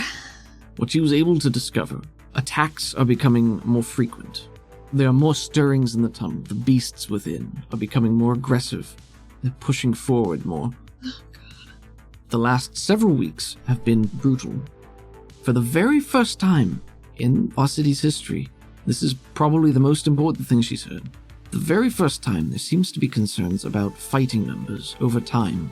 How many of them versus how many of us, injury casualty rates versus the influx of new Cassians. We've never encountered something like this before. No. It hasn't been sustained like this. There have been more deaths than normal, and more prisoner deaths when they take them into the tunnels to harvest resources while they stand guard. Well, that's never worked out super well, has it? Well, it hasn't, but it's free labor. And it gives them a chance to not be executed outright for crimes against the city. Just to have their heads bitten off by Yakaida. Well, it's either that or we kill them outright. I'm not saying the system is perfect, but it's served us well at times. But more prisoner deaths means less resources, which means we're more reliant on Oleracorp than we expected, at least in terms of food. She did not have time to determine who Swarovski is, and that's about all she had. Damn. But if you say pretty please, I'll help you as a congratulations, you found me reward. Oh, pretty please. I know who Swarovski is. Really? I've found that much out, at least, yes. Who are they? She gets a humored smirk as she walks over to the table and pulls up another photograph that's printed out, and she carries it over. Does it have, like, the tabs on the edges? Yeah, there you go, exactly. And she hands it out to you with a small flourish. It's a waist-up shot that looks like it was taken from far away. It's an Axian Karnak with salamander features, large dark eyes, a wide smirk, red-orange skin with black spots. He is missing the purple tracksuit that you remember oh so well. God damn it, it's Chappie. An old friend of yours. Oh my god. Paying off a debt to society. Oh man, I bet he's gonna be super jazzed. I mentioned him on TV today. If he ever finds out about it. Yes, one Chappie Dusnik, the phantasm himself. Motherfucker. My thoughts exactly. So, Chappie is Swarovski. How? Think through it, dear. I want to see you put this together. Okay, I thought he was still in jail. She nods to you. So is he just operating under a different name as a Cassian prisoner? No. So he broke out, paid his time? She waggles a hand in the air, like so-so. And, he was an aspirant, so he was already involved with stuff by the Shard, so Cassian was a reform profession? I think you have the whole of it. Ooh, that was a tough one. He's, yes, so Swarovski is an agent of Suzette Olivier, in so much as you were told. Mm-hmm. Agent is a loose term. It could mean any number of things. I don't know what he actually does, but that means he has a direct tie to this same purple as you, I suppose. He is still listed as being a prisoner. Yes, but you also know what he's capable of. It's hard to tie him down. Exactly. So, my assumption would be that after so many breakouts and escape attempts. They just stopped trying, didn't they? Seems that way. I mean, the only reason Joel kept going after him was because he was so infuriating. Yes. But he does work there as a Cassian. I've checked records. So my assumption would be he wants to stay there. They can't force him to. They can't capture him and bring him back. But if he's being a good boy, so to speak, maybe they give him a longer leash. And if now he is also got a side hustle going on, then maybe that's working out for him as well. But what's he giving Olivier? What does she need? What does she want? That sounds like a question for Olivier or Chappie. I wouldn't be able to keep him in one spot long enough. Probably not anyway. Physically, yes, that's probably true. He's able to make himself completely intangible, so it's hard to anchor him down with anything unless you catch him completely by surprise. You mainly gotta get the hands. Yes. She rubs the little pads on her fingers where his blue bits are. Yes, so in terms of capturing him, I would not stake any amount of expectation on that point, but you two do have a history. He might be willing to speak with you. We don't know what he wants. Maybe you can deal with him. Maybe. Or we can go right for Olivier. I kind of like getting more info overall. I mean, we only get one shot at Olivier, probably. Depending on the method employed, I'd say that's true. But we do have her sister, who she thinks is dead. That is a powerful chip. You said she's in a crystal somewhere. Yeah. Where's the crystal? We Do you don't have know. What do you Silas hid it. Well, then you... Zadal's looking for it. Her expression is like immediately irritated, and she looks like she's about to chew into you. But Look, then I she's was like, unconscious for 2 full days. I got blown up, she puts killing Harlan. she puts a I hand exploded. up. She keeps trying to interrupt you, and you push back, and she's a little bit more chagrined every time. She says, I understand you. My point being that you don't have it as a chip if you don't have her. Athena goes over to the table and picks up the whole wine bottle. Athena's not a big drinker. Very lightweight. Just drinking straight out of the bottle. Straight out of the bottle. What kind of barbarians you raise here? There wasn't a third glass. Spent too much time on the surface. oh, there was a third glass. Oh, was There's there? definitely a third glass. No, she just drinks straight out of the bottle. Yeah. Spent a little too much time on the surface. That's what Isaac and I would do. We'd have fancy little bottle drinks. It was nice. We don't have time for cups on the run. It's fine. A wine cup. Of course. Well, forgive me for enjoying the fine things after many years of not having access to them. I understand. Good. And then she picks up the bottle and takes a swig out of it herself. That's weird. I know, dear. This is strange for me too. I think it's easier for me because I never really had the chance to be a grandmother to you. I mean, that was kind of dad, right? Yes, and yes, mostly that. I understand why he did what he did. Spent so long stamping that accent into the dirt. Yes, he was quite adamant about that. I don't begrudge your father for being who he is, or for being what he wants to be, but he's just as stubborn as his father and as his mother, in that he won't accept compromise. He doesn't believe in doing anything by halves, and in his zealotry, he's driving himself towards personal failure and ruin. He won't accept help, outside influence. He doesn't want the family money, I understand that, but he's propelling himself towards catastrophe. What happens if he does fail and lose all of this? He's going to be a broken man with nothing and no self-esteem.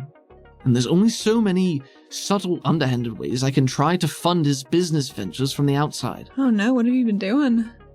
Sending him investors, trying to leave packets of money as far as I've stooped. He won't have any of it. He doesn't know that it's me, but he, I'm sure, suspects, which only pushes him further away because he believes that we don't believe in him, which isn't strictly the case, but...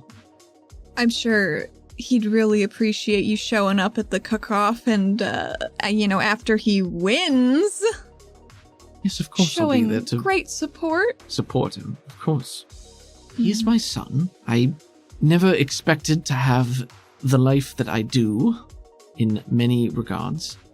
I'm not ashamed of my children. Well, you did get him Cooper. Yes, of course I got him Cooper. How could I not? It's adorable. Adorable. Disgusting, but adorable. I'm real sorry I'm not the best granddaughter. She blinks, and so she looks genuinely shocked at that. Athena, you... She takes a while to think before she speaks.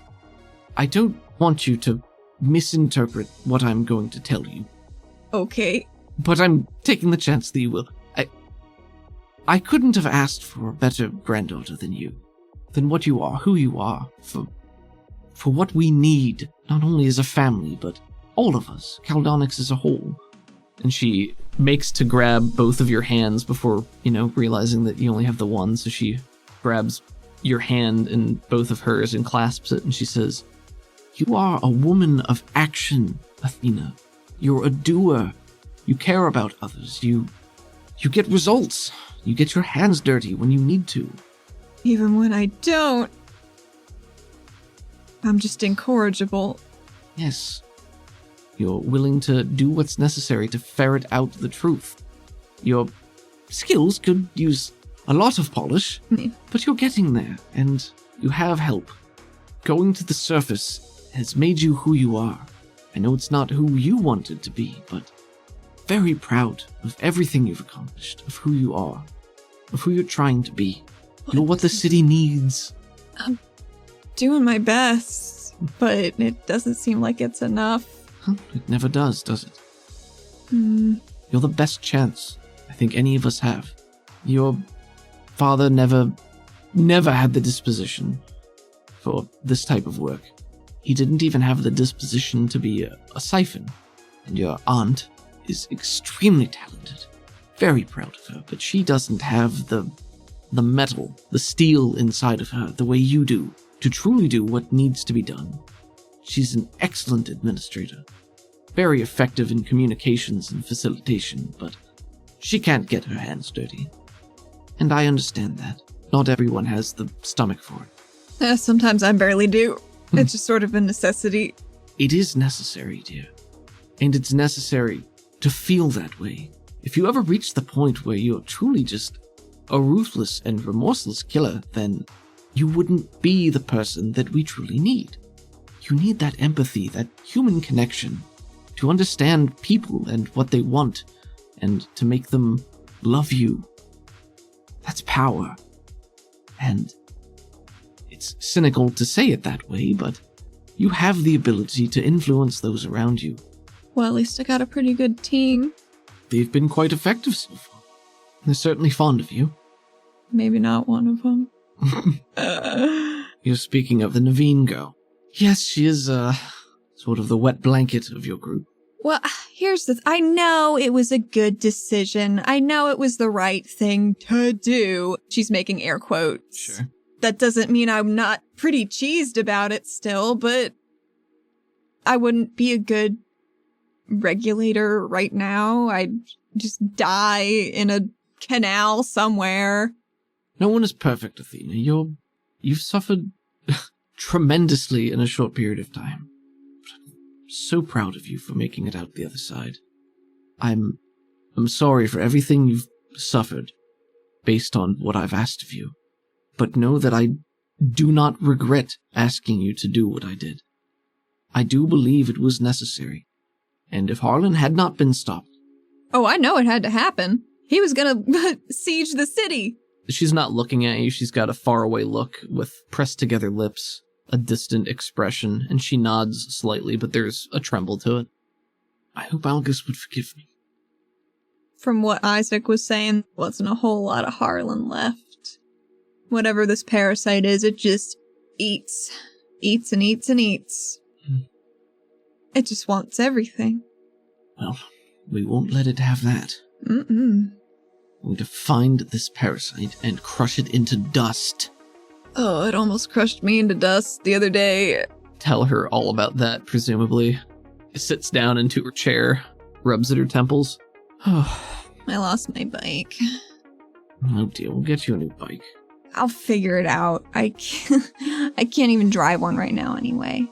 That much is true. It was just so insulting. We need to get you your prosthesis. Pavi's been working on it, but the augments have been a priority. Yes. I can live without an arm for a few more weeks if it gets everybody safe quick. Yes. Your friend's coming along quite well.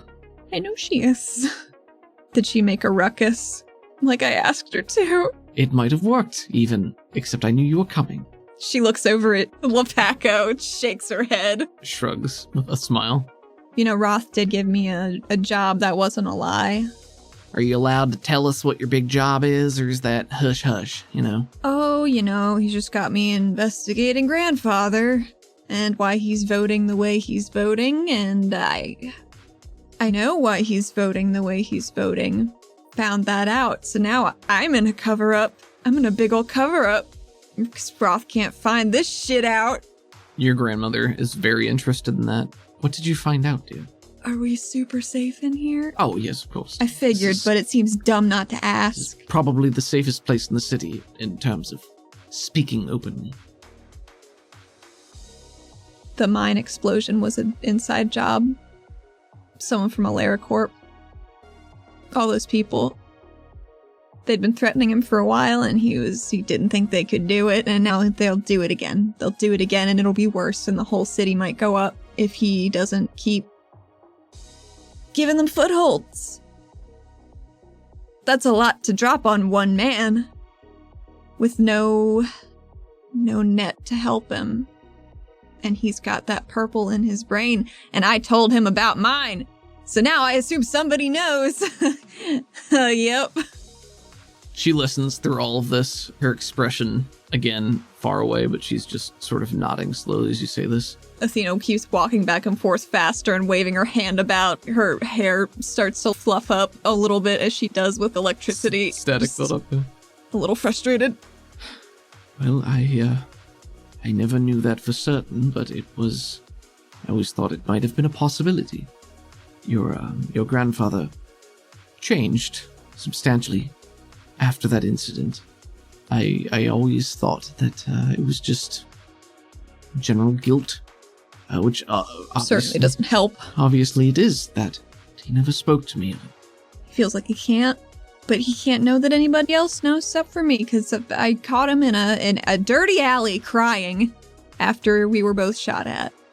And he was just in a real vulnerable spot, and he let me know because I was insistent and curious. As I said, those are the attributes we need most. Insistent and curious. Athena, in order to help Darius, I believe that they could pull something of that sort off. I don't know exactly how they did it, but it's the type of tactic that the Zadars have employed in the past, certainly. Well, it came right down from Galassi, he said. And, Zaxby's just his handler right now. I guess that's why he's back in the city, maybe. Keeping an eye on Bolt. Yes, they have many eggs in this basket at the time, and Zaxby is, as I've mentioned, quite duplicitous. So have I earned Bolt's real name yet? At this point, I don't even know if it matters. But I've asked so many times, but I don't find out. Honestly, dear, I don't know if he has a real name. The man with no name. Bolt might be his real name. Really? It might be. Have you tried asking him? No, because he's not exactly forthcoming about things, and I don't want to tip him off and make him suspicious. No, he might have a real name. If he does, I don't know what it is. Well, he's a product of AleraCorp. They're all about branding, you know. Bolt and I aren't secret cousins or anything, right? I'm still a little worried about that. I don't know where all these lines cross. She waves a hand. No, thank God. You're not secret cousins with Bolt. There's a pause, and then she squints her eyes a little bit and says, What? There might be other cousins. I have cousins? At least 2 that I know of. What? Yes, well, they don't know. I have cousins? Yeah, technically yes, 2 of them. What? They live on the surface, dear. Who are they? I'm sure their names would mean nothing to you. I don't care. She scratches her head. The situation's a bit... Listen, it's my half-sister. She squints. You mentioned you were going to be in the pictures. Oh, no. She runs a tongue over her teeth. What? Yes, dear. She's my half-grandma? How do you say that? And that seems to be... I don't understand how I even say that. Great aunt? She's a great aunt? Does she know? No. Oh. She does not know. Athena sits down. She grabs the bottle and sits down. As I'm sure you're aware, human beings live their lives and discover love and etc., etc. My mother died when I was young, which was one of the reasons that my father was so keen on going to the surface to find a new life and make progress, I think, because he needed to find that purpose, but right. Eventually he fell in love and had another daughter. I didn't know about this for many years. By the time I did find out about it, she was older, an adult. I'm a bit older than she is, several years. She asked me to tell you that she'd love to have brunch sometime. No, I'm sure she would, dear. I'm sure she would. Yeah. I reached out to her through one of my personas, much as I have with the Troya boys and you, to try to help her, to educate her, to push her along. I didn't want to scare her, show up out of nowhere and tell her that, oh, surprise, I'm your sister. And things went well for a time, but she began to push back and didn't enjoy that I was trying to guide her, and she was very proud. She has quite a vivacious personality. Sure does. I accepted that we had almost nothing in common, and that there was going to be very little overlap in our lives, and I let it go. All the while helping her, build up her small empire. Entertainment news, mostly, is where it started. So is that how they tried to gain footholds in the city more easily? Or it just kind of happened? No, this was much longer ago. Gotcha. After Olera, the conglomerate, our confederacy, established power in Olera, my goal was to get in with Irma and to leverage her resources and the news and the communication as just another thread of the web we were weaving. And it worked quite well for a long time. But she became self-obsessed, prideful, drunk on power in many ways.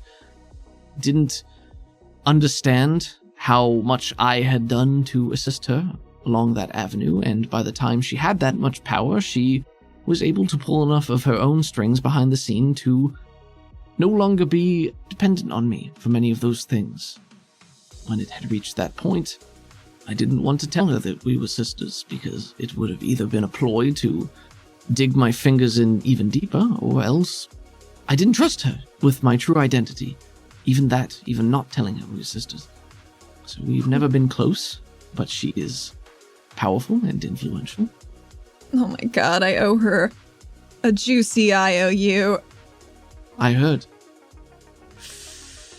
Ooh. So. I just don't understand how Novi doesn't know your sisters if you guys had the same dad. Oh, it's not too complicated. My father and her mother were an item at one point.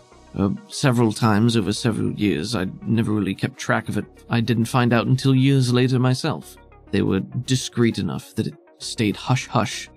I was able to put a few pieces together, discovered who she was, kept tabs on her, reached out under my assumed alias, and I never informed her of who I was, or our connection. If my father and her mother never told her who her father was, then there would be no way for her to know. But I don't know why that would be a secret. Why wouldn't they tell her about you when family's in such short supply all around these days? Because we were never really a family, dear. I had my father, she had her mother. They knew each other in passing through business. I didn't know the woman. Barely. I had heard her name come up. I didn't spend all my time around my father. In fact, quite the opposite. I was a field operative. I grew up on the surface for many years, but when I became an adult and I had been integrated into some of these communities, I had contacts of my own. I had pockets of knowledge and expertise I was able to employ in our own service and benefit. And so I did, and it required me to move around quite a bit. That's how we ended up meeting the Troya clan. Big world up there, Deirdre. Lots of people. and everyone wants something. Things are always more complicated than they seem, especially when you start to dig away at the surface. Keeping tabs on everything is next to impossible. I'm doing the best I can. The belt's getting wider. It is.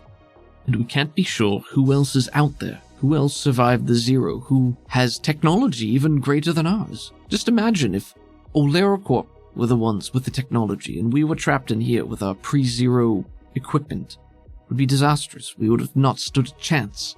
That's what we're trying to prevent. We need a unified front, not under Oleracorp's thumb, but within the control of those we trust, so we can prepare for something greater if it does come. Under our own thumb. Potentially. I have no desire to rule over the minds and hearts of men for power and prestige. Power, yes, to keep everyone safe, but I don't wish to be the one outwardly facing. Because ultimately, again, this is all about survival. We must all live to see another day. Well, don't worry. I'm gonna be real cool about this. Oh, I'm sure. This is actually quite a favorable position, Athena. And again, you being the bridge between Oleracorp and Caldonix, currying favor with both sides, you've done far more good in your work on the surface than you ever did here as a regulator. And now... I don't know about that. Big picture, dear. Big picture. Remember. Big picture. And now getting your name and your face out there even more, becoming an icon, it's going to give you even greater sway. Quite beneficial, really.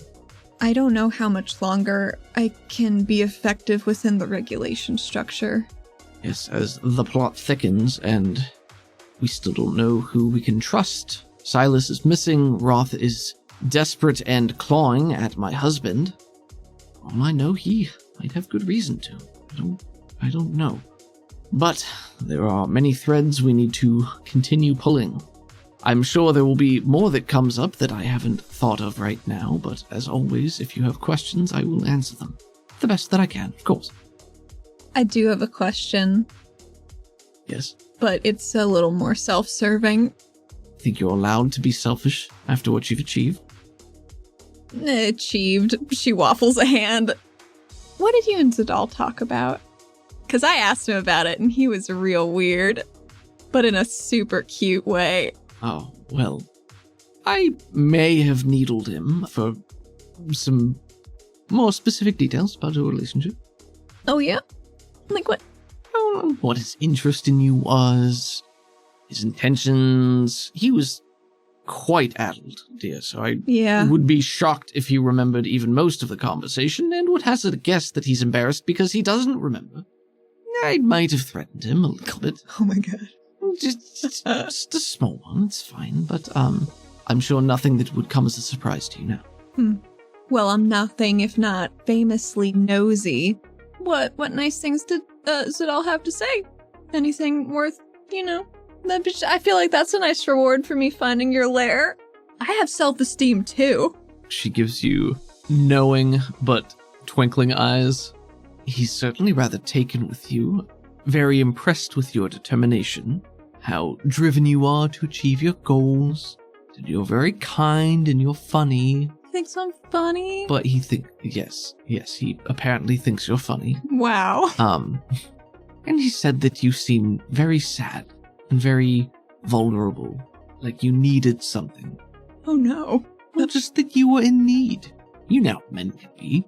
They love a damsel in distress. He only thinks that.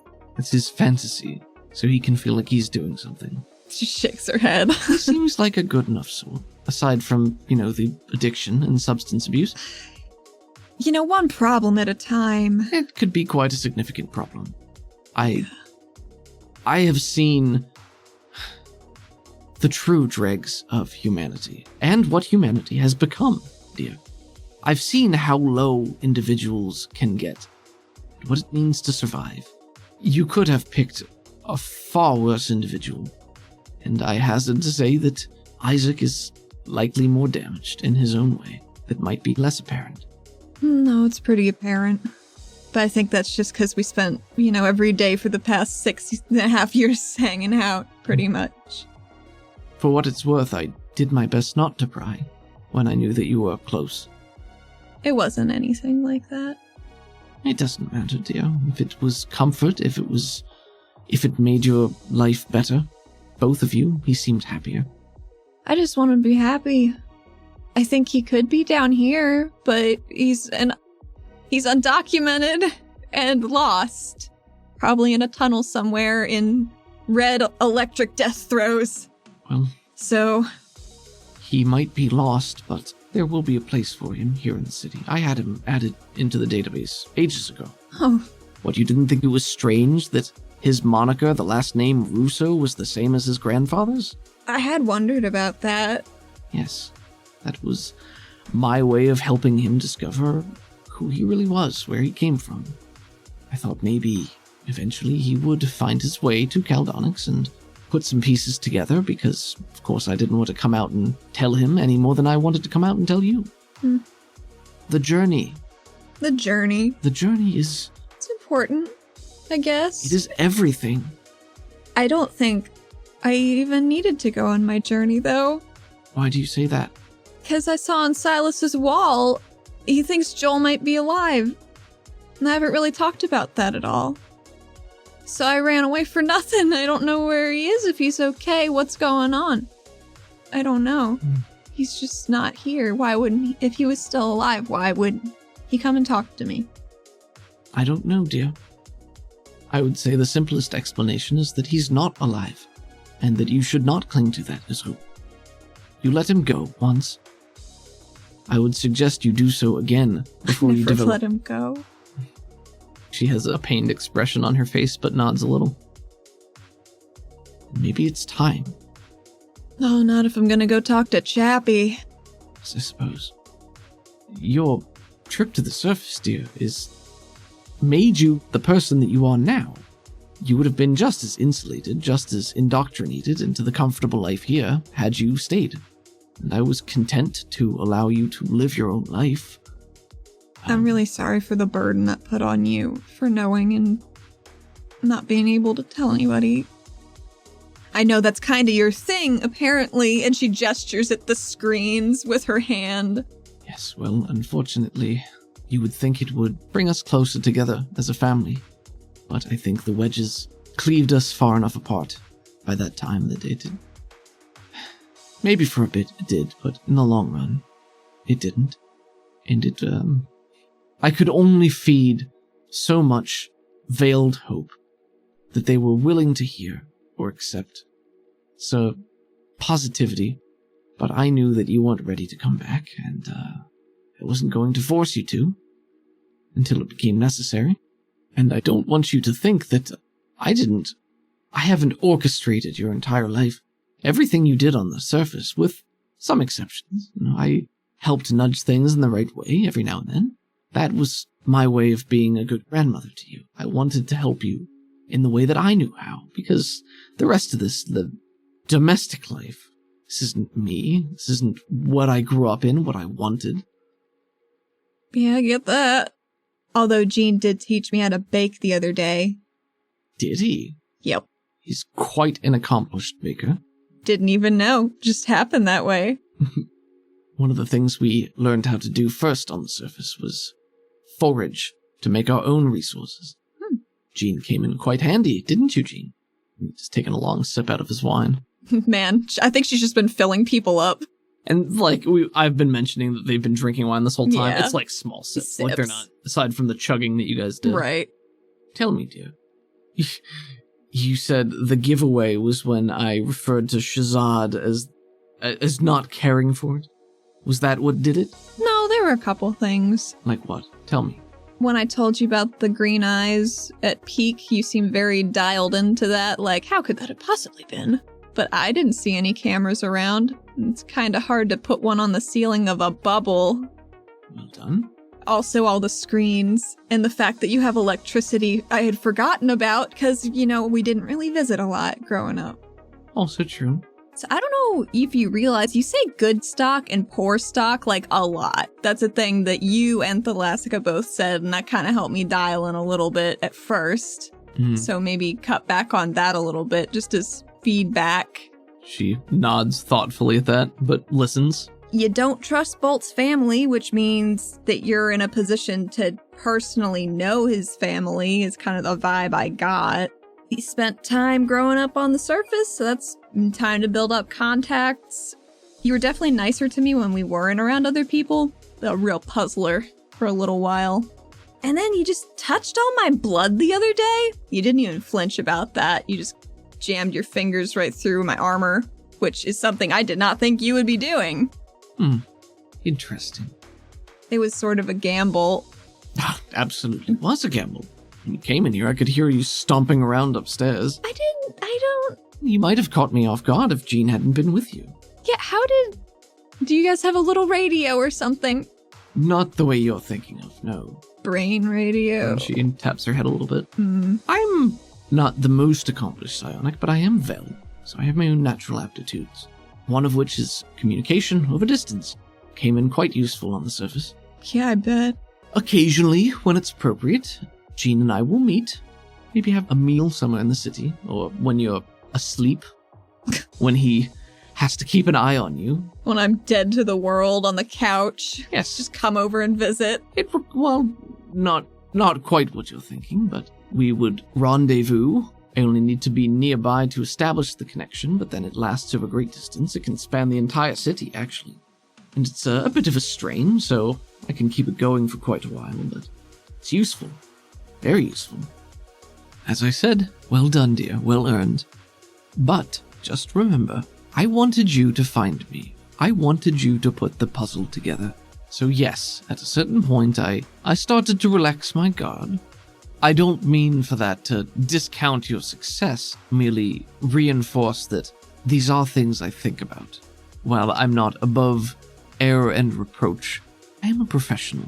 I mean, look at your cloak. She pulls one side of it up with her arm, so she's holding it outwards like it's a cape or something, and then swishes it back and forth a little bit. Just wearing pajama pants under it. Well, yes, I am still a bit of a homebody. I mean, why would you need to go out when you have such a lovely little cave? I know. What do those pylons do? Oh, that's part of... It creates a fully three-dimensional image of whatever I happen to be doing, so I can use that to transmit to anywhere I have a receiver. Handy. Conversations. Lights, microwaves, Yes, toothbrushes.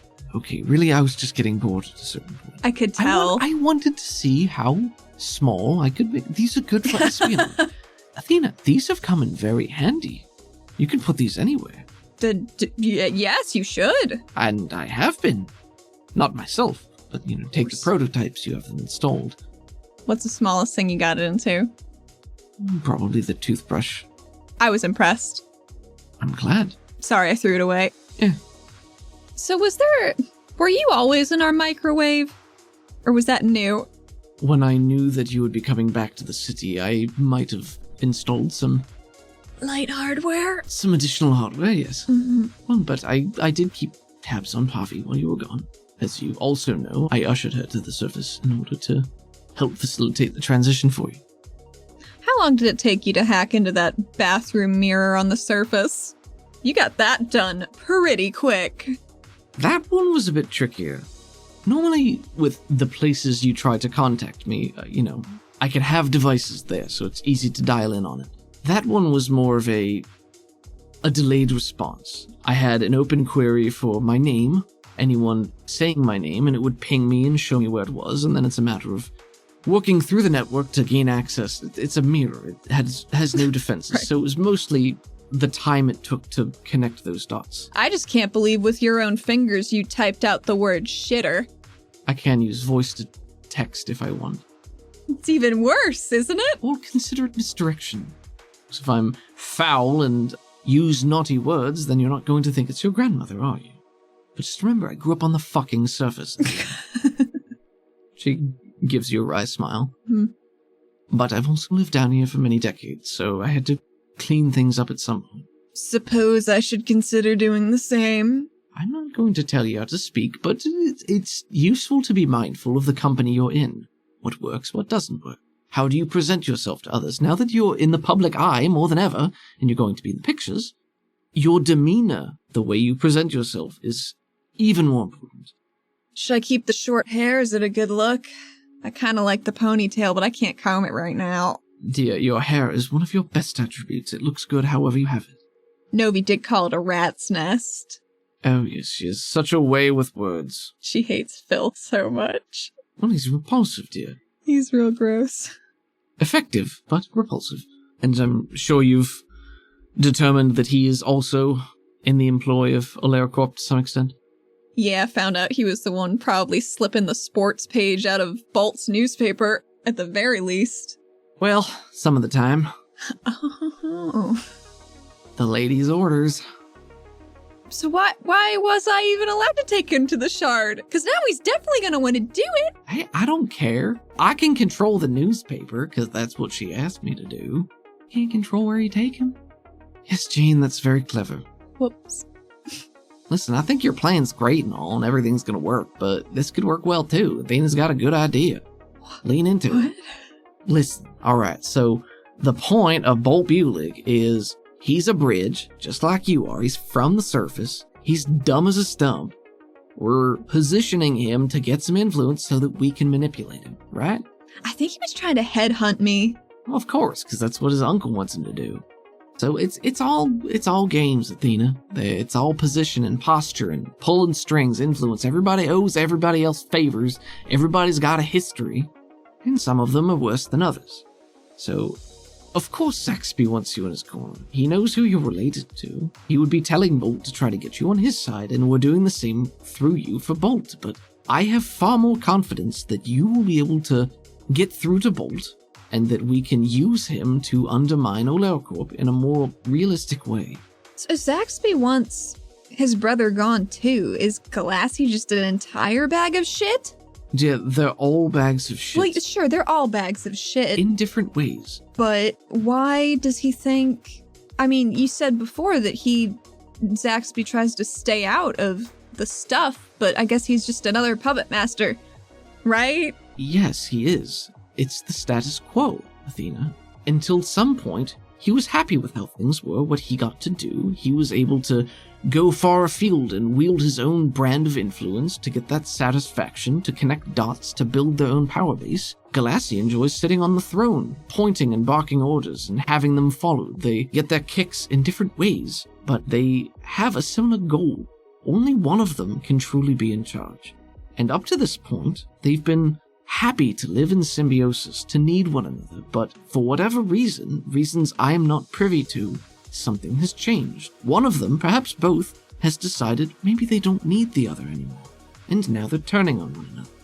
So, should we just let them eat each other? To some extent, yes.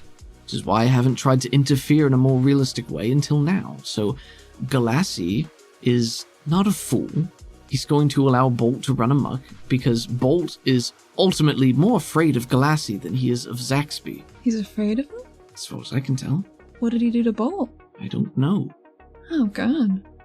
Athena... does he have his family on... He might? I don't know. The Zadars were one of the most prominent clans for a reason. They're ruthless and just as powerful in many ways as the Troyes were, but they had sense. Here, I just assumed they took over the biggest building the fastest. Yes, very clever. There is much that we do not know about the Zadars, but the Zadar clan, by and large, shares many similar visual indicators in the form of their hair, their eyes. They are Ori, they are linked. So there's many more of them out there, and in an extended sense, they make up a large portion of Oleracorp's security. Maybe not so much underground, but on the surface. They have a wide-reaching genetic tree. Oh. Family doesn't mean to them what it might mean to us. There are many of them, but they all fall under the same umbrella. Solidarity, they do what they're told. They listen. Bolt did describe himself as a company man. Yes, because that's what they programmed him to be. I mean, I used to love being a regulator. And then everything just kind of got turned upside down, and I feel like maybe I have a better way of looking at stuff now. I don't know. Better how, dear? A broader lens? So you would say that by going to the surface, you were able to see more of how the world works and how other people live. And with that information, you have a broader perspective for how you can look at our home, how it can grow and change and improve, and the lives on both sides can be richer for it.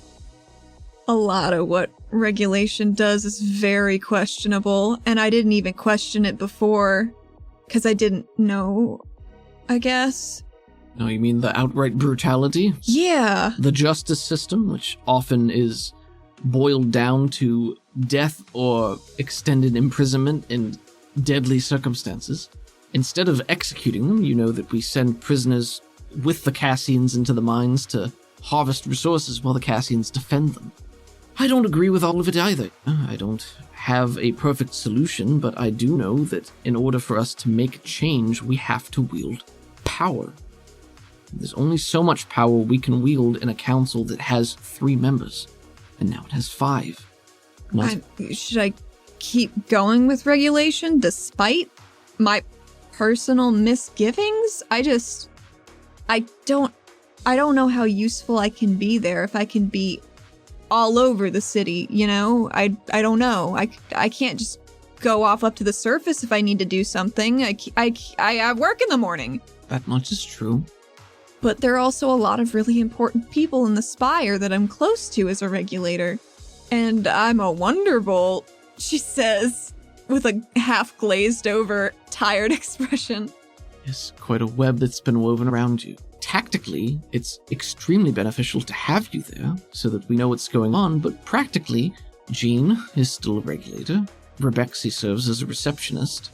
I had them both get involved before your return, so that there would be an established history. It was a good idea. Thank you. I have them every so often. Athena, I'm so proud of many things that you've done, the way that you've grown and changed and sacrificed and achieved. I'll tell you whatever you want to know about the plan, but only you can choose how to be involved in it. And ultimately, I don't want to tell you how to live your life. I want to give you options and opportunities and guide you. I won't give you my opinion, but I'm not a dictator, not the way that Galassi Zadar is. So, if it's not the right thing for you, then maybe it isn't. But just think, if you are no longer a regulator, a lot of privilege that you currently experience would fly out the window. Your ability to access areas that you shouldn't be able to go, your ability to mete out justice as you see fit, would be more restricted. I'm not advocating one way or another, just these are the things you need to think of. Don't make it a snap decision. Being Artemis is pretty fun, though. You did quite well as a mercenary leader. Perhaps that's your true calling. They came in handy going up against Harlan. If you really put your mind and back into it, you could build that into something even greater, even a private army. Imagine how useful that would be. Oh, extremely. But it has its own share of problems. I mean, they're all they're freelancers. They're not they don't have I can't just make them do things. Except for Laverna, because, you know. Certainly you can't make them do things, but they share a common bond. They need money, they need resources. If you've already banded them together, much of what they already do is in cells, in groups. It's just more food for thought. Private army perhaps wasn't the best descriptor. Shock troops. Forces. I think I just have one more question. Just the one? Yes, what is it? What is the plan? The plan is to usurp or destroy the power structure that Oleracorp has built and install something better where it is. We allowed them to gain a small foothold in Caldonix because we did need their resources. That's where all of this started, but over time it's become more and more apparent that we can't control them. They'll get access to the technology we have, they have resources of their own, and they vastly outnumber us. Right now, the best advantage we have is our technology, our resources, and our positioning. We have a fortress in a mountain that now they're inside of. We can't rely on that anymore, and the more time goes by, the more of their people make their way into the city. So we need to supplant those at the top, much as we did in the past. I don't care about the Zadars. I only care that the one pulling the strings is friendly to us and friendly to Caldonix. If Caldonix can be in charge of Oleracorp, then we have unification. We have what we want. Then Olera becomes an extension of Caldonix, a true sister city. Sounds ideal. It does. That's what I believe in. That's what I work for. I don't pretend that it's simple or easy, or that it's even something I can achieve in my lifetime, but I have to believe that it's possible, that everything we did up to this point wasn't for nothing, that the Zadars won't take over Caldonix and grind everything down to dust and remake it in their own twisted image. Well, I'll be goddamned if they do. Cheers to that. She takes another pull from the wine bottle. I'm gonna need some specialists. And we'll find them, or you will. I need water, folks. Water folks. We need to start looking for Zeev. We're gonna take this heat to him, I think. Sounds good. I can't swim that well. Not gonna be me finding him. Yes, nor can I. My legs work well enough, but I'm not a field agent any longer, much as I wish I could be. There's only so much that augmentations and cybernetics can do. Age is a factor, as much as I wish it weren't. We can find you specialists. Unfortunately, our resources are also not what they used to be. You said my funds were more of a puddle. Yes, I could take some side jobs. you could do that. You're going to be in some pictures. I hear they pay quite well. I don't know how that works yet. We can find out for you. But if that's some renewable income for me... Oh, what is it? What's it called?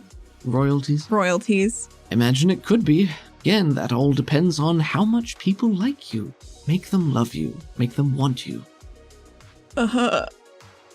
If you're going to be in royalties and marketing, that's what it comes down to. I was just kind of thinking action figures with, like, you poke a button and some lightning shoots out of my hand. But I don't think that's the direction we've gone.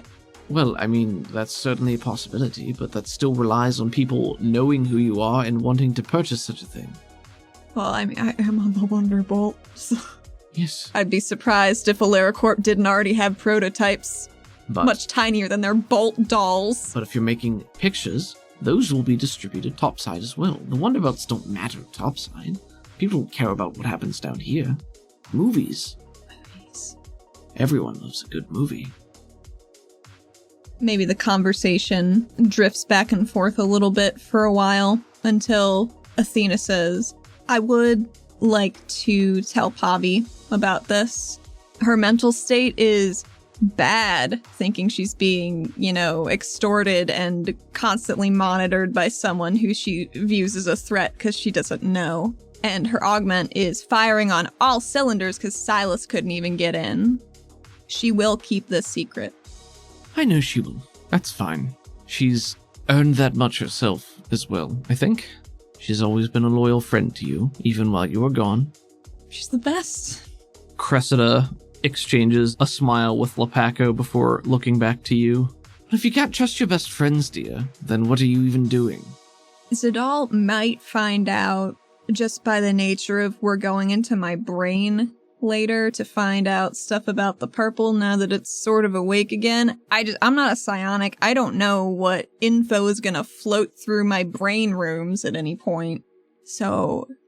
Well, you have that fancy little augment. Couldn't you use that to partition the information away? I can try. I don't know if that's how it works, because I'm new at this. You're the one who made it. Make it work. She raises her eyebrows expectantly. It's more of like a shutter door for like the whole garage. So once, you park your bike in there, it's kind of in there. That's not a great metaphor. You would like for him to park his bike. She says, putting her hand on her hip. Her mouth twitches at one corner. Well, I'd certainly prefer to keep it to as few people as possible. Smitten as you are with him, you've only known him for several weeks. No, and I'm aware of this. I'm just a forewarning that this might just come up, and I might not be able to stop it. Because I don't know how brains work. That's why I need him to come and look at it. Very well, I'll ensure I have some sort of leverage. I mean, the drugs are pretty good leverage. Yes, they're straightforward, if nothing else. This is how Cloak and Dagger works, dear. There are very few you can trust 100% of the time. Known him some time, he appears to be trustworthy. I don't know him yet. And nor do you. And I don't say that to scare you away, but don't put all of your eggs in one basket for anyone. Not even you? No, Not even me. Although I would hope you would give me the benefit of the doubt. Well, especially now. Yes, especially now. Don't know that I would have even been able to ask for the benefit before. Just the doubt. Yes, just the doubt. I would ask that you maintain discretion in our remote communications. Of course. Of course. You never know. You don't. Should be safer than average down here, given with wireless information and data transfer being as spotty as it is, but you never know. I will be a picture of discretion. Well, I was going to say it would be better if you were never photographed, but we're well past that at this point, I'm sure. What do you mean? Stealth ops in general gives you a higher chance of success, but your line of work is far more Flashy. I was going to say frontal facing, but that's pretty good too. Especially with whole lightning. Yes, and the pictures. And the pictures. You've got quite a few opportunities in front of you. Let's see how many of them I can grab. Deirdre, don't go mucking around in your brain with this purple energy until you're confident that you can keep it under control. We don't know what it is, and we don't want to expose any more to it. I'd rather it be a partnership than a control situation.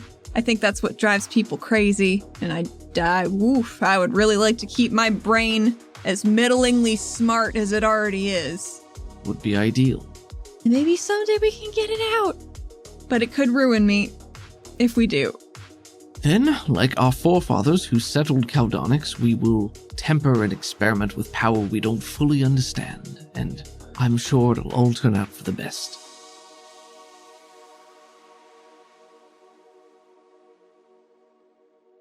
Athena did it, Pickle.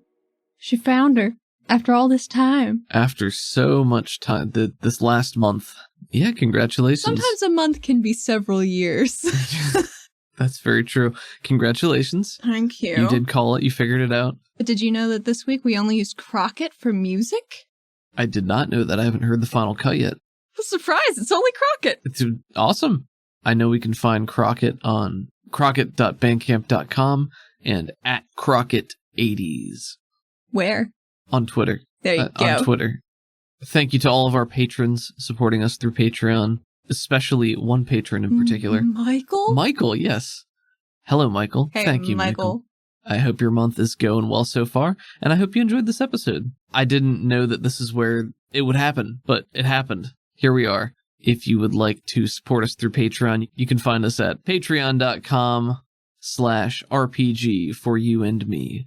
And I just put out 2 new Absolute Zeros within the last 2 weeks. We just rounded out the 4th story arc. Hey, you guys have been listening to the Absolute Zero we put on the main feed, right? Because you're not like one of those people that's like, this is... Pickle, don't guilt them. Don't guilt them like that.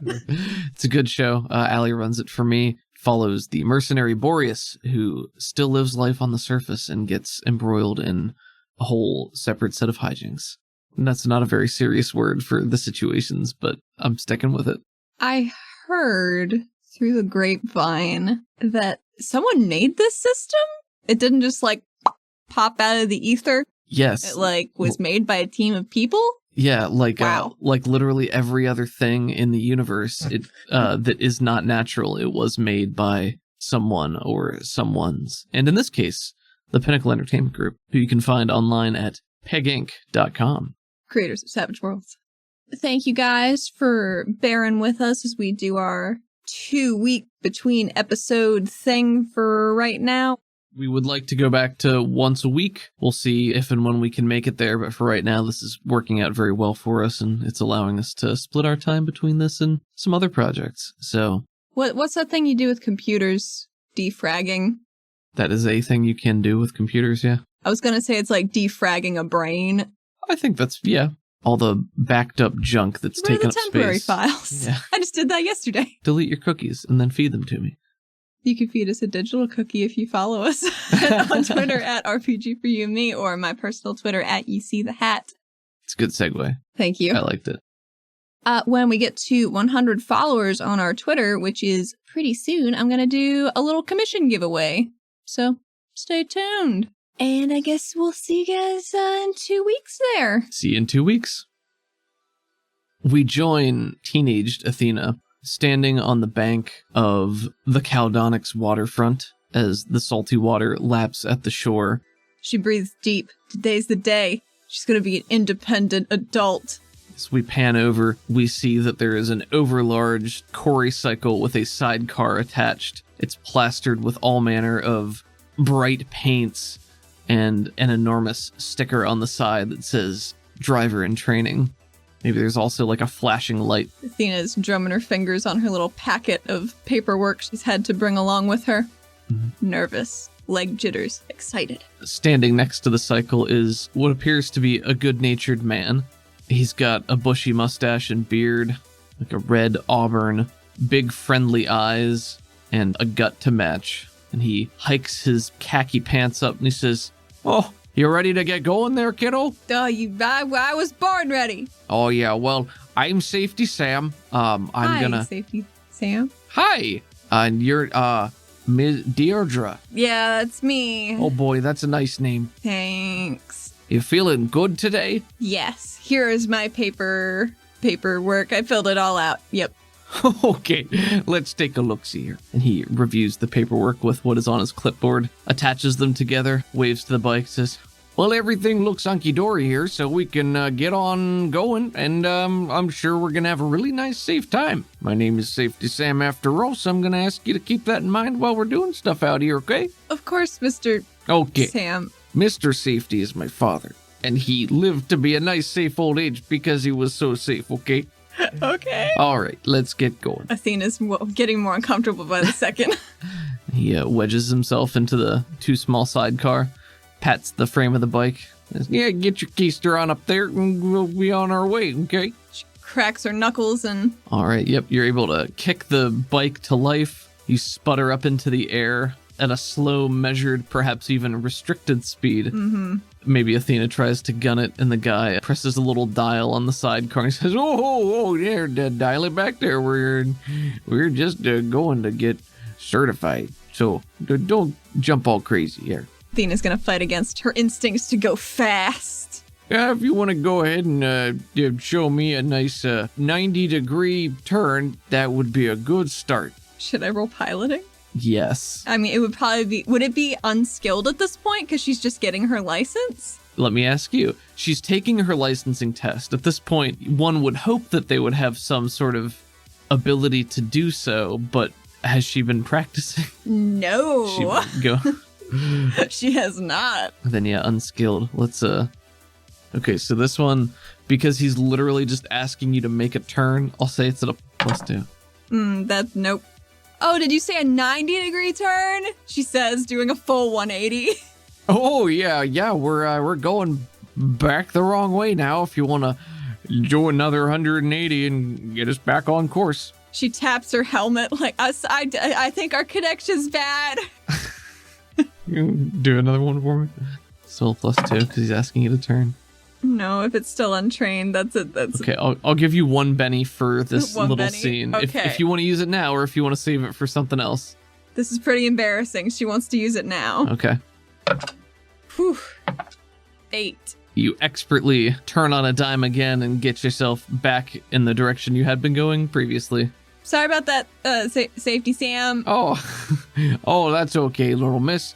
You just keep on driving. She is probably close to her full adult height at this point, so little miss is pretty funny for her. Yeah, but then you're probably taller than he is. He instructs you through some more basic turns. Maybe you're able to have a good handle on those based on your success with a raise right there. And then he says, "Okay, I want you to come to a complete stop and then dip the nose down and take us down about 10 meters or so." How hard is it? Now we're adding another axis, so give me another one. Okay. It's just a straight one? Still a +2 because of how simple this should be. 4. 4 is a success. Okay, yeah, you angle it down and you're able to move things forward, and he claps one hand on his clipboard and says, "Oh, good job there. Now, really picking it up, huh?" Oh, yeah. I studied a lot for this. I can tell you've been practicing. I'm glad that our communications are still going well and not fritzing out again. Yep. Based on your success there, you're able to guide it through another series of maneuvers that he instructs you through. Towards the end of the test, he begins to ask you to perform some more difficult maneuvers.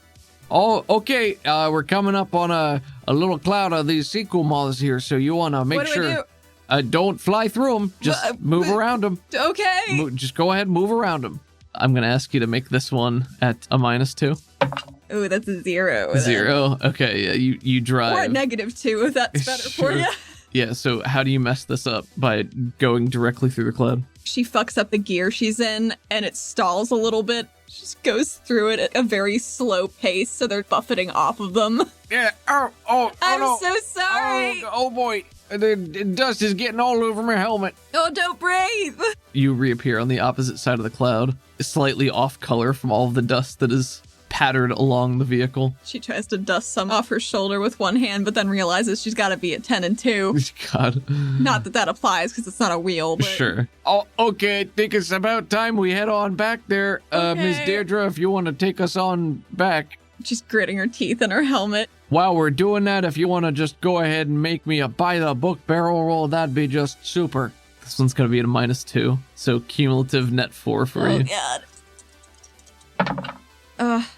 Still a 2. Still a 2. Damn. While you're barrel rolling, you get hung upside down for slightly too long, and he starts to slip out of the thing, and... Flip us up. Okay. Fix it. Sorry.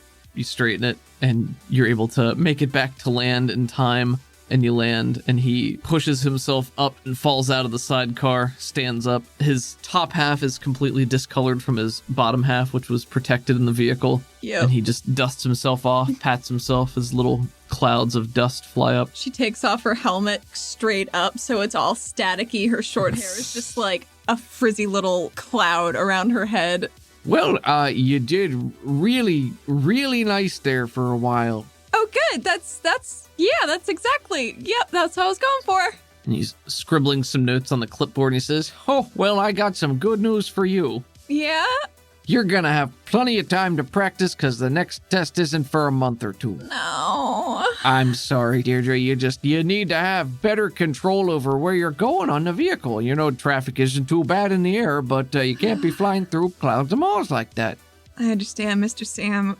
She says through sad, gritted teeth. He puts a hand on your shoulder and says, Dear, that's my father. As he says this with his hand on your shoulder, and you're both just pig-penning dust off of yourselves, we see Pavi gliding down effortlessly several feet away with her instructor in the sidecar, who gets up and claps hands together, and Pavi turns to you with a beaming smile.